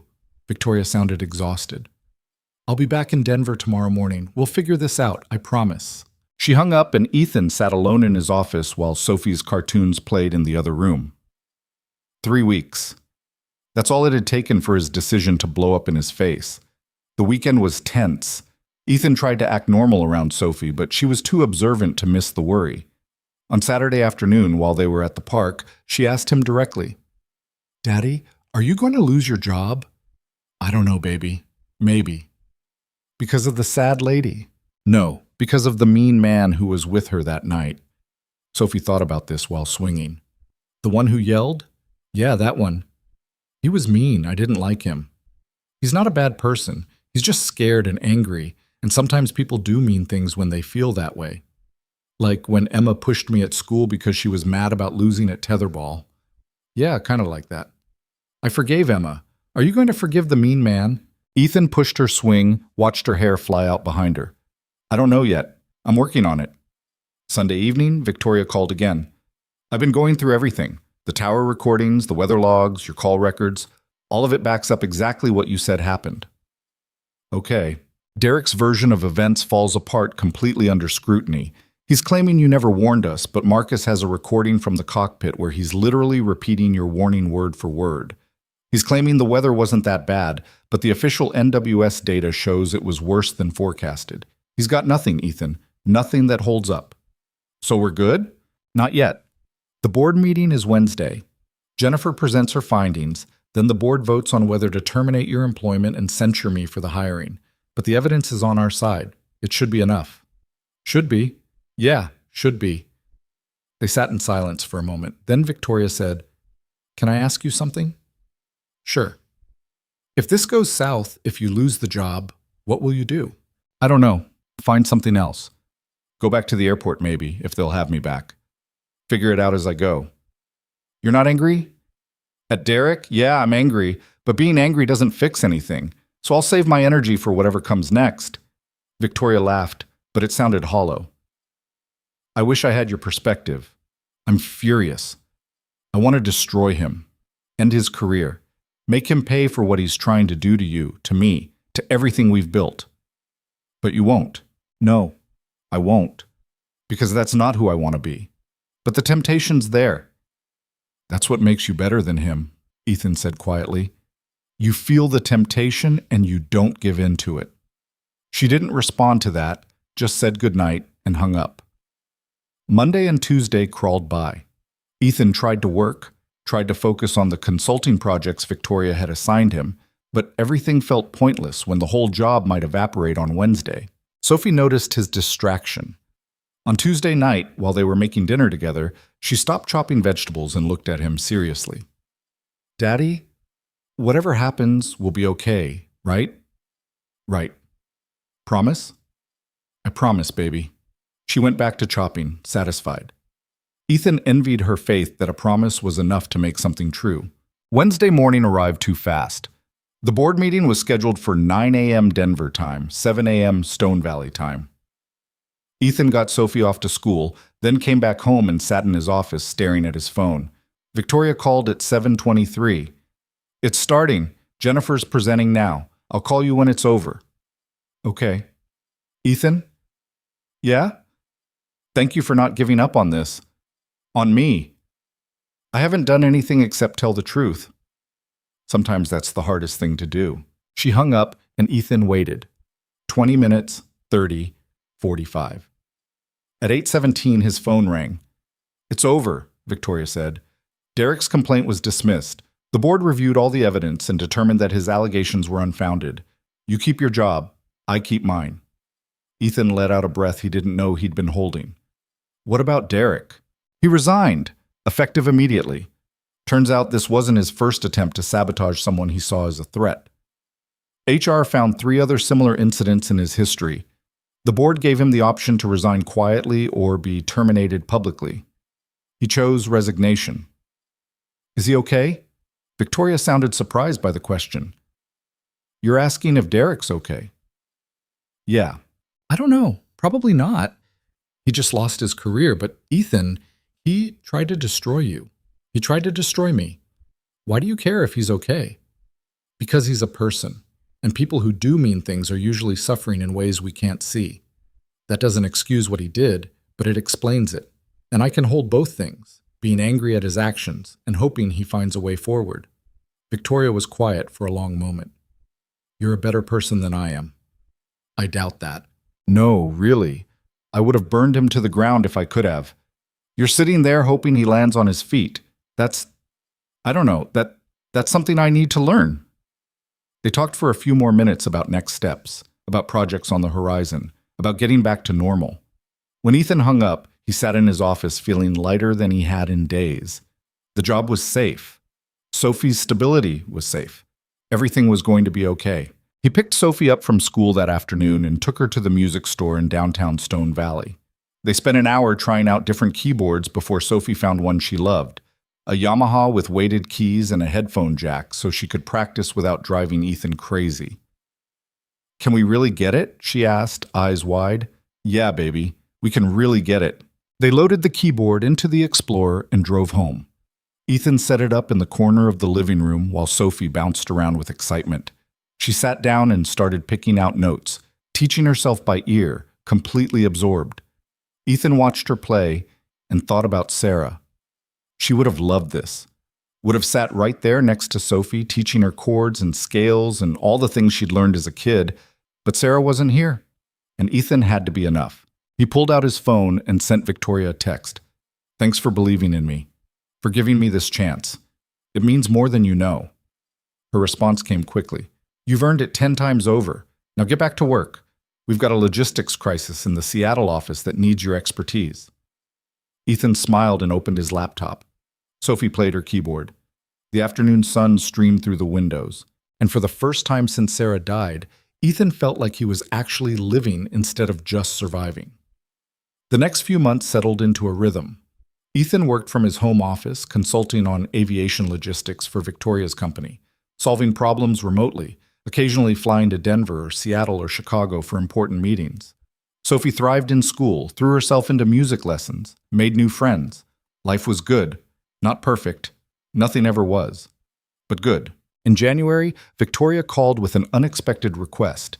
"I need you to come to Denver next week. We're doing a full executive team retreat, and I want you to present a session on crisis management." "Me? I'm not an executive." "No, but you've got more experience managing actual crises than most of my team combined. I want them to learn from you." "Victoria, I don't know. Please, I'm asking as a friend, not as your boss." Ethan thought about it. "Okay, but I need to bring Sophie. Her winter break lines up with the retreat dates, and I'm not leaving her with a sitter for 4 days." "Bring her. We'll make it work." They flew to Denver the following Monday. Sophie was thrilled with the airplane ride, her first since she was too young to remember. She pressed her face against the window during takeoff, watching Stone Valley disappear below them. The retreat was held at a resort in the mountains outside Denver. Fancy place, the kind with heated pools and 5-star restaurants and staff who called everyone by name. Sophie was overwhelmed at first, then delighted. The resort had a kids program, and she spent her days doing crafts and making friends while Ethan worked with the executives. His session on crisis management was scheduled for Wednesday afternoon. Ethan stood in front of 20 executives, people who ran departments and managed budgets bigger than he could imagine, and told them about the night in the fog. He didn't make himself a hero, just walked through the decisions, the preparation, the things that had worked and the things that had been pure luck. He talked about staying calm, about knowing when to trust your instincts, about the difference between taking calculated risks and being reckless. The executives listened like he was teaching them something revolutionary. Afterward, 3 different people came up to ask questions, to share their own crisis stories, to thank him for the perspective. Victoria caught him on the way out of the conference room. That was perfect, exactly what they needed to hear. I just told them what happened, and that's why it worked. You didn't dress it up or make it more than it was. You just told the truth. That's rare in this world. That evening, there was a formal dinner for the executives and their families. Ethan brought Sophie, who wore a purple dress Linda had bought her for Christmas and looked so much like Sarah it hurt. They sat at a table with Victoria, Marcus Reed, and several other executives Ethan had worked with over the past months. Sophie was shy at first, but Marcus drew her out with questions about her keyboard and her favorite songs to practice. During dessert, Victoria stood up to give a toast. I want to talk about something that happened 4 months ago, she began. Some of you were there, most of you weren't, but it changed the way I think about leadership, about decision-making, about what really matters. She told the story of that night, the fog, the dismissal, the convoy, the desperate race to Northbridge. She didn't spare herself, talked openly about her arrogance, her mistakes, her failure to listen. I learned something that night, Victoria said, looking directly at Ethan. I learned that wisdom doesn't come with a title, that the people you dismiss might be the ones who save you, that sometimes the most important decision you can make is to stop and actually listen to someone who knows better than you do. She raised her glass. To Ethan Brooks, for seeing what needed to be done and doing it anyway, for showing me what real leadership looks like, and for reminding all of us that at the end of the day, it's not about the deals we close or the money we make. It's about getting everyone home safe. Everyone raised their glasses. Ethan felt his face flush with embarrassment, but Sophie was beaming beside him, proud of her dad in a way that made every uncomfortable moment worth it. After dinner, Sophie was tired. Ethan walked her back to their room, got her into pajamas, tucked her into the big hotel bed. Daddy? Yeah, baby? I like it here, but I like home better. Me too. And I like your job, but I like you better when you're not working. Ethan smiled. That's fair. So can we go home soon and have boring days again? Yeah, we fly home Friday, then we'll have lots of boring days. Good. She yawned, snuggled into the pillow. I love you, Daddy. I love you too, Sophie. He stayed until she fell asleep, then went back downstairs to the hotel bar where some of the executives were still socializing. Victoria waved him over to her table. Sophie okay? Out cold. It's been a big week for her. For both of you. Victoria sipped her drink. Can I tell you something? Sure. When I made you that job offer, I did it because I felt guilty. Because I thought it was the right thing to do, a way to make up for how we treated you. But that's not why I kept you on after Derek's complaint. That's not why I asked you to speak today. I kept you because you're genuinely good at this. Because you make everyone around you better. Because you see things other people miss and you care enough to say something even when it's uncomfortable. Ethan didn't know what to say to that. Victoria continued, I've been thinking about what you said that night, about choosing stability over ambition, about being there for the people who matter. I've spent my whole career chasing the next promotion, the next acquisition, the next achievement, and I've been good at it, but I don't know if I've been happy. Are you happy now? She thought about it. More than I was. Still figuring it out, but I'm trying to be more present, more intentional, less focused on winning, and more focused on actually building something that matters. You helped me see that. I didn't do anything except drive through some fog. You did a lot more than that. You showed me what it looks like to have your priorities straight, to know what actually matters, and protect it fiercely. That's not something you can teach in business school. They talked for another hour, not about work, but about life. Victoria told him about her childhood, about parents who'd pushed her toward success from the time she could walk, about never feeling like she was enough. Ethan told her about Sarah, about the year after she died when he could barely function, about slowly learning to live again through Sophie. When Ethan finally went back to his room, it was past midnight. Sophie was sprawled across the bed, taking up 3/4 of the space. Ethan carefully moved her over and climbed in beside her. His phone buzzed with a text. Victoria. Thank you for tonight. For everything. You're changing this company for the better, whether you realize it or not. Ethan typed back. Just trying to help where I can. You're doing more than that. Sleep well. Ethan set his phone down and lay in the darkness, listening to Sophie breathe. Somewhere in the building, executives were probably still networking, still making deals, still chasing whatever it was they thought they needed. But Ethan was exactly where he needed to be. In a hotel room in the mountains with his daughter asleep beside him, doing work that mattered, building a life that felt real instead of hollow. It wasn't the life he'd planned. Wasn't the life he'd had with Sarah. But it was a good life nonetheless. And maybe that was enough. Friday morning, they flew back to Stone Valley. Sophie fell asleep on the plane, and Ethan watched the mountains give way to plains, then to the familiar landscape of home. They landed at Northbridge International, the same airport where Victoria's team had caught their charter 4 months ago. Ethan stood in the terminal for a moment, remembering that desperate night, how close everything had been to falling apart. But it hadn't fallen apart. They'd made it. All of them. The drive back to Stone Valley took 45 minutes. Sophie woke up as they turned onto their street, rubbed her eyes, smiled when she saw their house. Home, she said happily. Yeah, baby, home. They unpacked, made dinner, fell back into their normal routine like they'd never left. And as Ethan tucked Sophie into bed that night, she looked up at him with those serious brown eyes. Daddy? Yeah? Are you happy? The question caught him off guard. Yeah, baby. I think I am. Good. I'm happy too.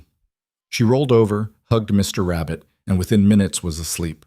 Ethan stood in her doorway like he always did, watching her breathe, counting his blessings. He was happy. Not all the time, not perfectly, but genuinely, truly happy in a way he hadn't been since Sarah died. And tomorrow he'd wake up and do it all again. The work, the parenting, the balancing act, sometimes boring, sometimes adventurous, always imperfect. But his.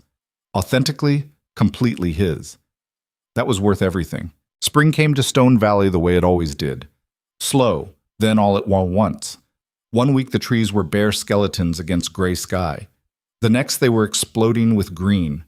Sophie turned 7 in March, and Ethan threw her a birthday party in their backyard with 12 kids from school and a cake shaped like a piano keyboard that he'd attempted to decorate himself and failed spectacularly. Sophie loved it anyway. That was the gift of being 7. You could find joy in lopsided frosting and off-key birthday songs. Ethan had been working for Victoria's company for 6 months now. The rhythm was established, the job felt real instead of temporary, and he'd stopped waiting for the other shoe to drop. He consulted on logistics projects, helped avoid the kind of disasters that had almost derailed the Meridian acquisition, worked reasonable hours from his home office, and made it to every single one of Sophie's piano recitals. Life had settled into something sustainable. Something good. Then Derek Morrison called. Ethan almost didn't answer when the unknown number flashed across his screen on a Tuesday afternoon in April, but something made him pick up. This is Ethan. Ethan, it's Derek Morrison. I know I'm probably the last person you want to hear from, but I was hoping we could talk. Ethan set down the logistics report he'd been reviewing. I'm listening. I'm in Denver, just for the day. I was wondering if you'd be willing to meet for coffee. I understand if the answer is no. I understand if you never want to see me again. But I need to say some things to you in person, and I'm asking if you'll give me that chance. Ethan looked at the clock. 2:15. Sophie didn't get out of school until 3:30, and Linda was picking her up today anyway. He had time. There's a coffee shop on 6th Street called the Daily Grind. I can be there in 40 minutes. Thank you, really. Thank you. Ethan drove to Denver wondering what the hell he was doing. Derek had tried to destroy his career, had lied to the board, had nearly succeeded in getting both Ethan and Victoria fired. Meeting him for coffee was probably stupid. But Ethan had learned a long time ago that carrying anger around was exhausting. Sometimes you had to let people apologize, even when they didn't deserve the opportunity. The Daily Grind was one of those coffee shops that tried too hard to be quirky. Mismatched furniture, local art on the walls, A chalkboard menu with too many adjectives describing each drink. Derek was already there, sitting at a corner table, looking like he'd aged 5 years and 6 months. He stood when Ethan approached. "Thanks for coming." "Yeah." Ethan sat down across from him. "What did you want to talk about?" Derek didn't waste time. "I wanted to apologize. For everything. For how I treated you that night at the airport. For the complaint I filed. For trying to destroy your career to save my own. All of it. I was wrong, and I'm sorry." Ethan waited. There had to be more. "After I resigned," Derek continued, "I spent a few months being angry. Angry at you, at Victoria, at the board, at everyone except myself. I blamed everyone else for what happened. But the truth is, I did it to myself. I saw you as a threat because you represented everything I wasn't. Calm, competent, someone people actually trusted. And instead of learning from that, I tried to eliminate you." "Why are you telling me this?" "Because I'm in therapy now. Have been for 3 months. My therapist suggested I make amends with the people I've hurt. You're at the top of that list."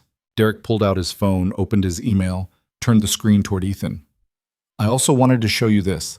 I sent a formal letter to the board last week. Admitted that everything in my complaint was false.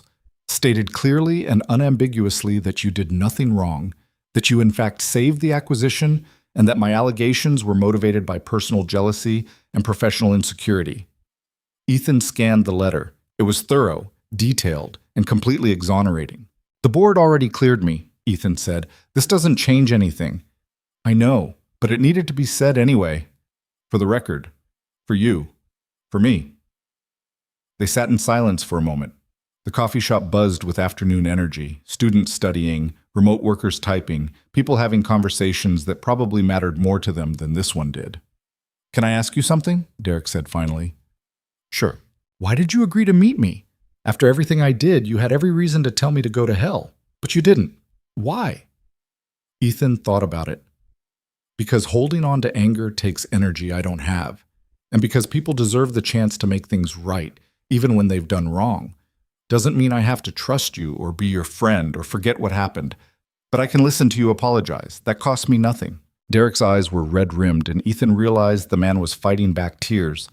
"I destroyed my career, lost my marriage. My wife left me 2 months ago. I'm living in a studio apartment and working as a consultant for a fraction of what I used to make. Everything fell apart because I couldn't just let someone else be good at their job without feeling threatened. I'm sorry that happened to you." "Don't be. I earned it." Derek wiped his eyes roughly. "I just wanted you to know that what you did that night, helping us when we'd been horrible to you, that stuck with me. Even when I was trying to tear you down, I knew you were better than me. I knew you'd done the right thing, and I was trying to punish you for it. That's how screwed up I was." "Was?" "Am, still am. Working on it." Ethan finished his coffee, set the cup down. "Derek, I appreciate the apology. I do, and I accept it. But I need you to understand something. You can't undo what you did. You can't take back the stress you caused or the damage you tried to inflict. What you can do is learn from it and be better going forward. That's all any of us can do." "Is that what you did? After your wife died?" The question caught Ethan off guard. "How do you know about that?" "I looked you up. After the complaint was dismissed, I wanted to understand who you were, why everyone thought so highly of you. Found out about your wife, about how you gave up your career to raise your daughter, made me realize how small my problems were." Ethan didn't respond immediately. He thought about Sarah, about the years of grief, about slowly learning to function again. "Yeah," he said finally, "that's what I did. I had to learn to be a different person because the person I was before couldn't survive losing her. So I became someone new, someone who prioritized different things. It wasn't easy, and I'm still figuring it out. But I'm trying." Derek nodded slowly. "That's what I'm doing now. Trying to become someone different, someone better. I don't know if I'll succeed, but I'm trying. That's all you can do." They talked for another 20 minutes, not about work or the past, just about life. Derek told him about therapy, about the hard work of examining his own failures, about trying to rebuild relationships with his kids who barely spoke to him anymore. Ethan listened, offered no solutions, just presence. When they finally stood to leave, Derek extended his hand. "Thank you for this, for listening. For not telling me what I deserve to hear. Ethan shook his hand. Take care of yourself, Derek. You too. Ethan drove back to Stone Valley thinking about second chances and redemption and whether people could really change. He didn't have answers, just questions and hope that maybe, sometimes, people figured it out. That evening, after Sophie was in bed, Ethan called Victoria and told her about the meeting. He actually apologized? Victoria sounded skeptical. Yeah, seemed genuine too.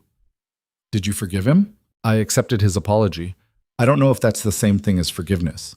Victoria was quiet for a moment. I don't think I could have done that. Met with him, listened to him. I'm still angry about what he tried to do. Being angry is easier than letting it go. I get it. Is that wisdom or just exhaustion? Ethan laughed. Probably both. They talked about work for a while. Then Victoria brought up something she'd been thinking about. I want to create a position, Director of Operational Risk Assessment, someone who does what you did that night at the airport, sees problems before they become disasters, speaks up even when it's uncomfortable, helps us make better decisions. And I want you to take it. Victoria, before you say no, hear me out. It's a promotion, significant salary increase, still remote, still flexible, still built around Sophie's schedule, but more responsibility, more influence, more ability to actually shape how this company operates. I'm not asking you to become a corporate drone. I'm asking you to do more of what you're already doing. I need to think about it. Of course, take your time. The position exists whether you take it or not, but I want it to be you. After they hung up, Ethan sat on his porch in the dark, listening to spring peepers in the creek behind the house. The air smelled like new grass and possibility. A promotion.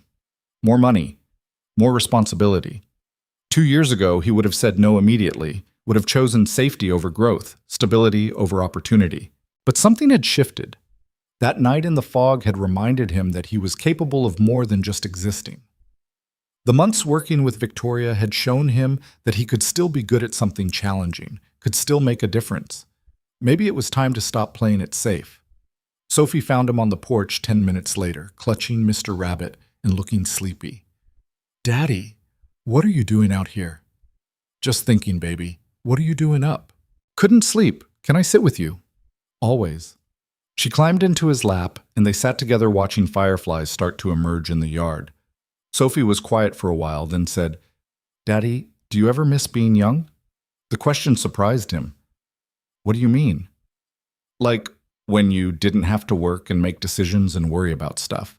When you were just a kid like me, Ethan thought about his childhood in Stone Valley, playing in these same creeks, riding his bike on these same streets, believing the world was bigger and better than it turned out to be. Sometimes, but being grown up isn't so bad. I get to be your dad. That's pretty great. Even when it's hard? Especially when it's hard. The hard parts are what make the good parts matter. Sophie considered this. Like how piano is hard, but that makes it fun when you finally play a song, right? Exactly like that.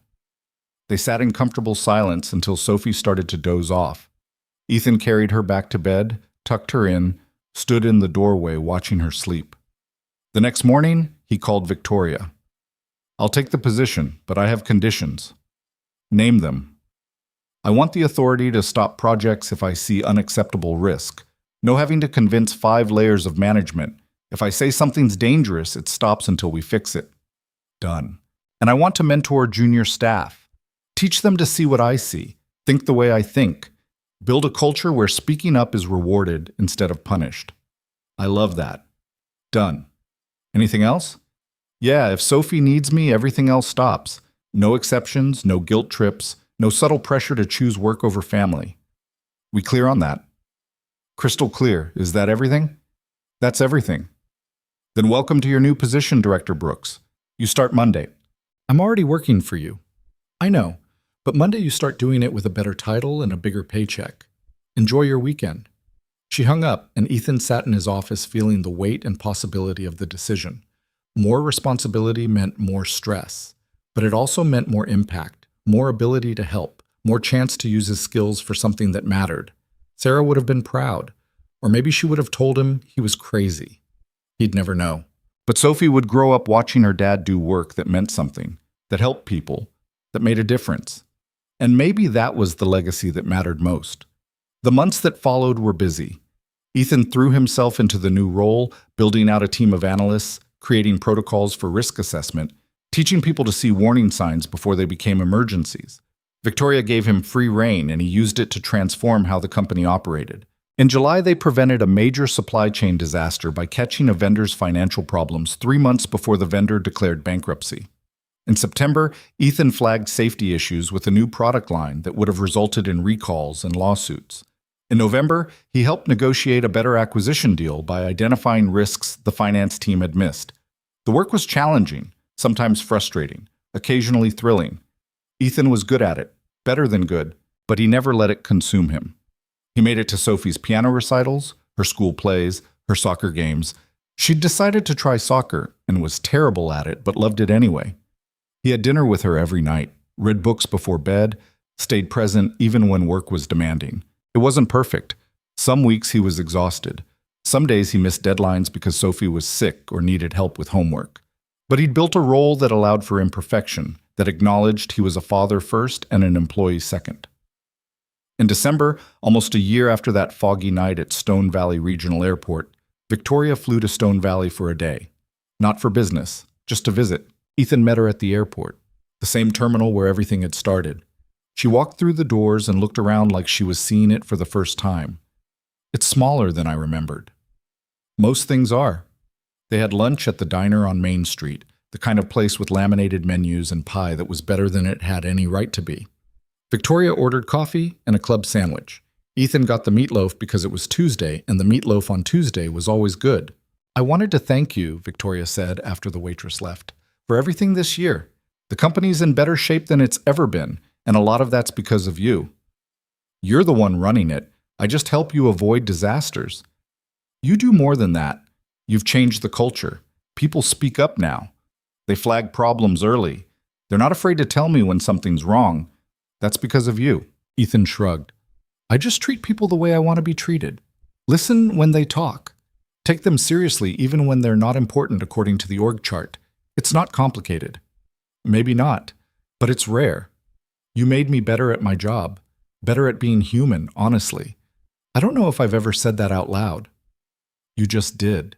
Victoria smiled, played with her coffee cup. "I'm thinking about stepping back, not completely, but partially. Hiring a co-CEO to handle day-to-day operations while I focus on long-term strategy. I'm good at seeing the big picture, but the constant grind of managing everything is burning me out.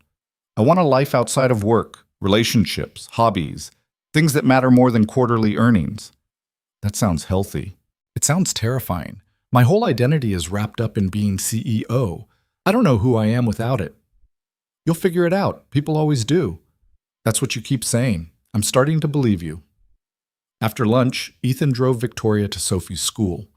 There was a holiday concert that afternoon, and he'd invited Victoria to come. She'd initially declined, said she didn't want to intrude on family time, but Ethan had insisted.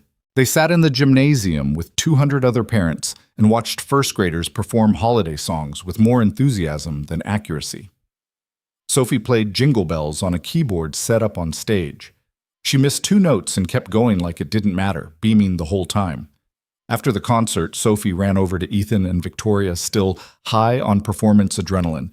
"Did you see me? Did you see?" "We saw, baby. You were amazing." Sophie turned to Victoria. "Did you like it?" "I loved it. You're very talented."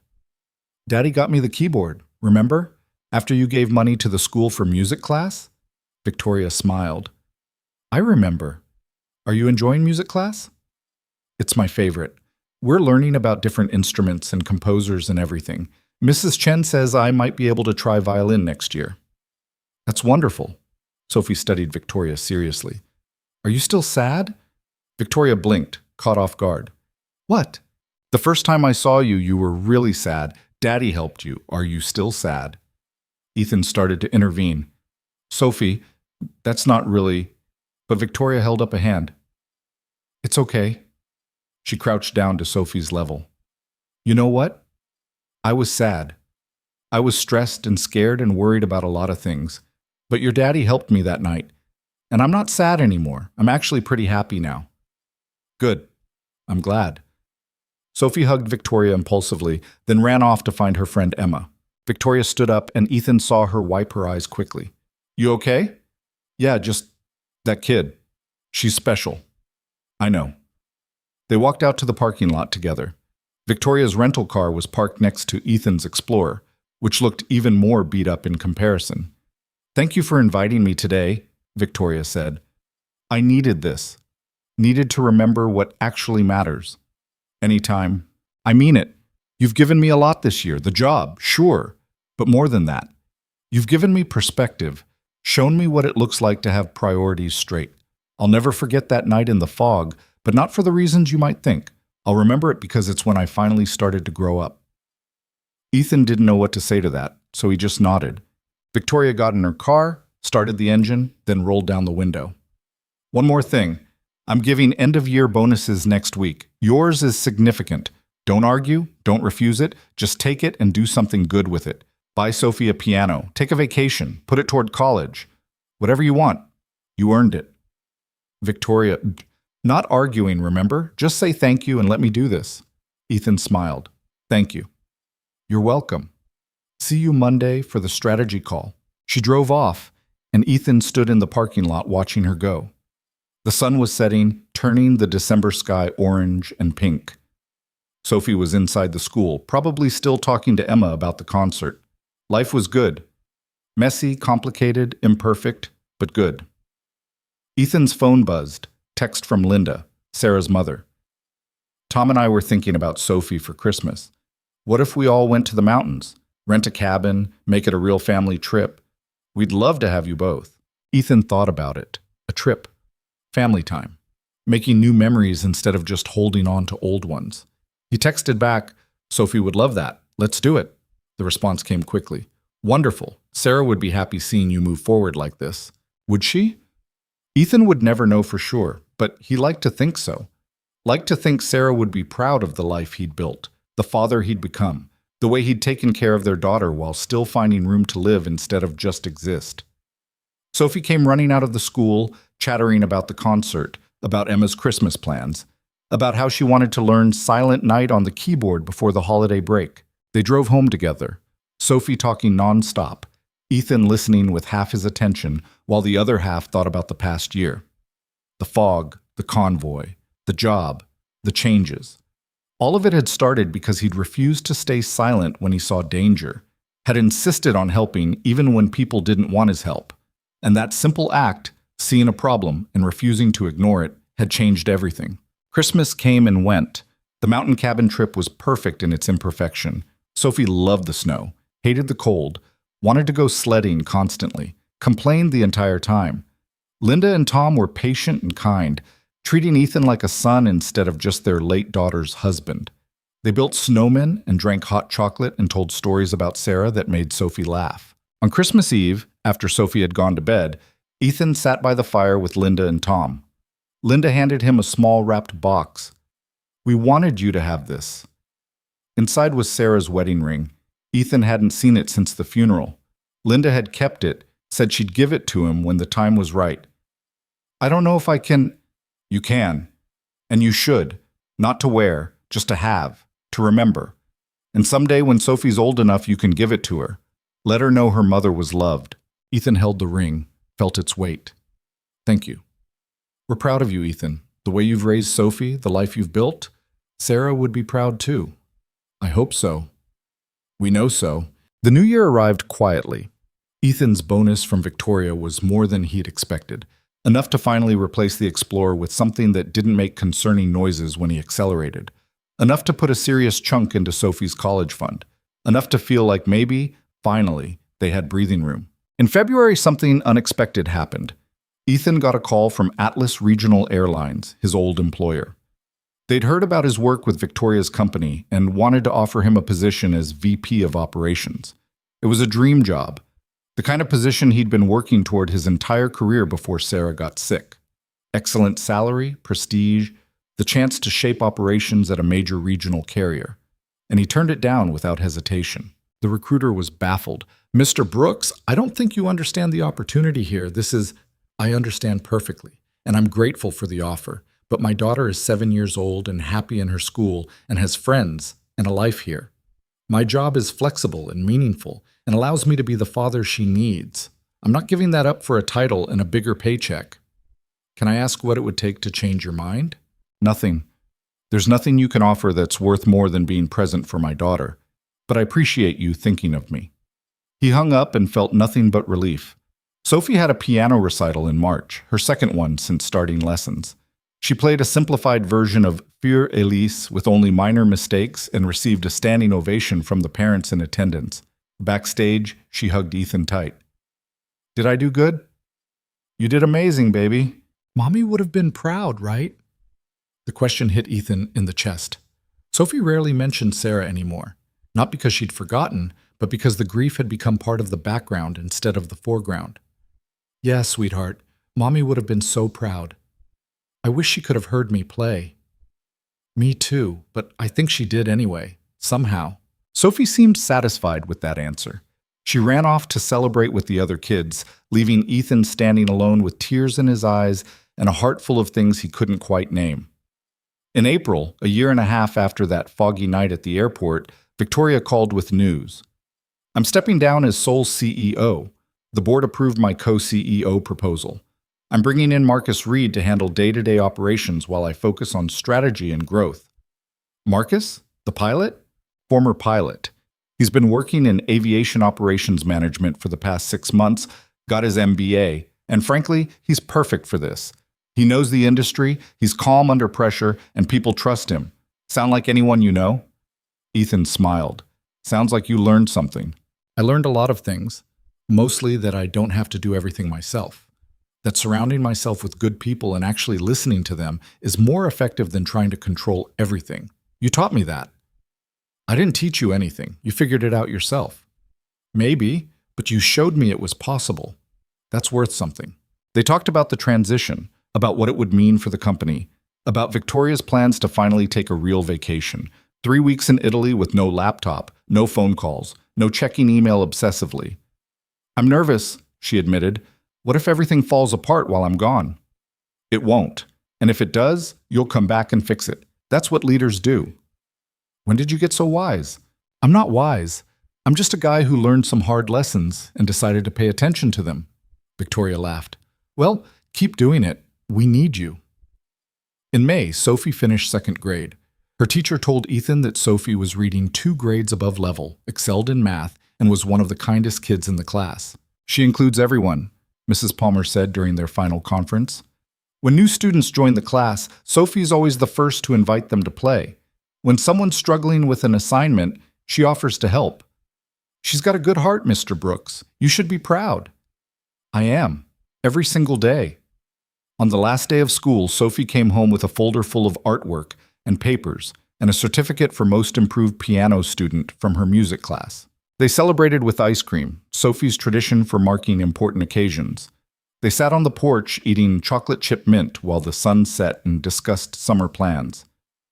Can we go camping? Sophie asked. Emma went camping and said it was really fun. We can do that. Where do you want to go? Somewhere with a lake? And hiking. And maybe we can bring Grandma and Grandpa. I think we can arrange that. Sophie was quiet for a moment, then said, Daddy, are you happy with your job? Yeah, baby. I really am. Why do you ask? Because you smile more now. You used to look tired all the time. Now you look happy. Ethan pulled her close. I am happy. You know why? Why? Because I get to do work that matters and still be here for you. I get to have both. That's pretty rare. Good. I like it when you're happy. I like it when you're happy too. They finished their ice cream as the fireflies started to emerge. Sophie chased them around the yard, giggling, while Ethan watched and thought about how far they'd come. A year and a half ago, he'd been going through the motions, working a job that was fine but not fulfilling, raising Sophie but not really living himself, existing in a holding pattern where nothing changed and nothing grew. Then one foggy night, he'd made a choice. To speak up even when no one wanted to listen.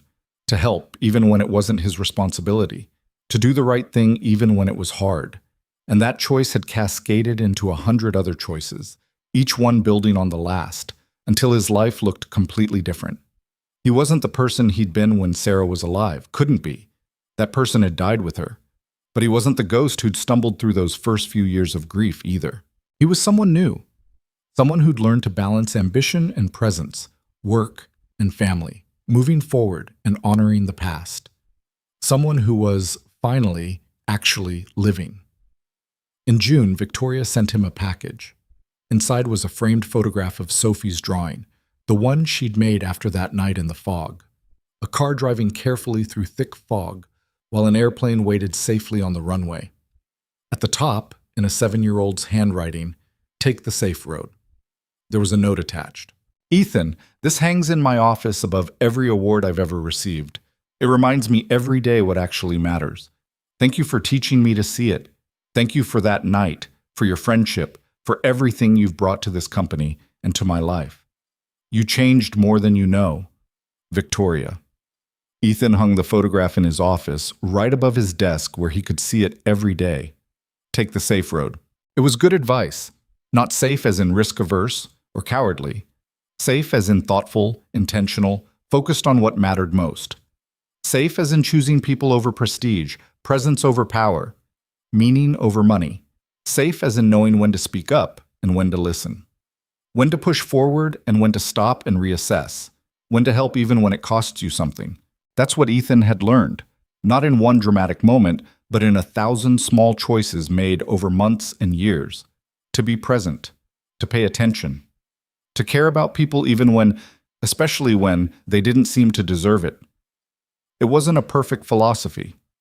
Ethan still made mistakes, still struggled, still had days when he wanted to give up.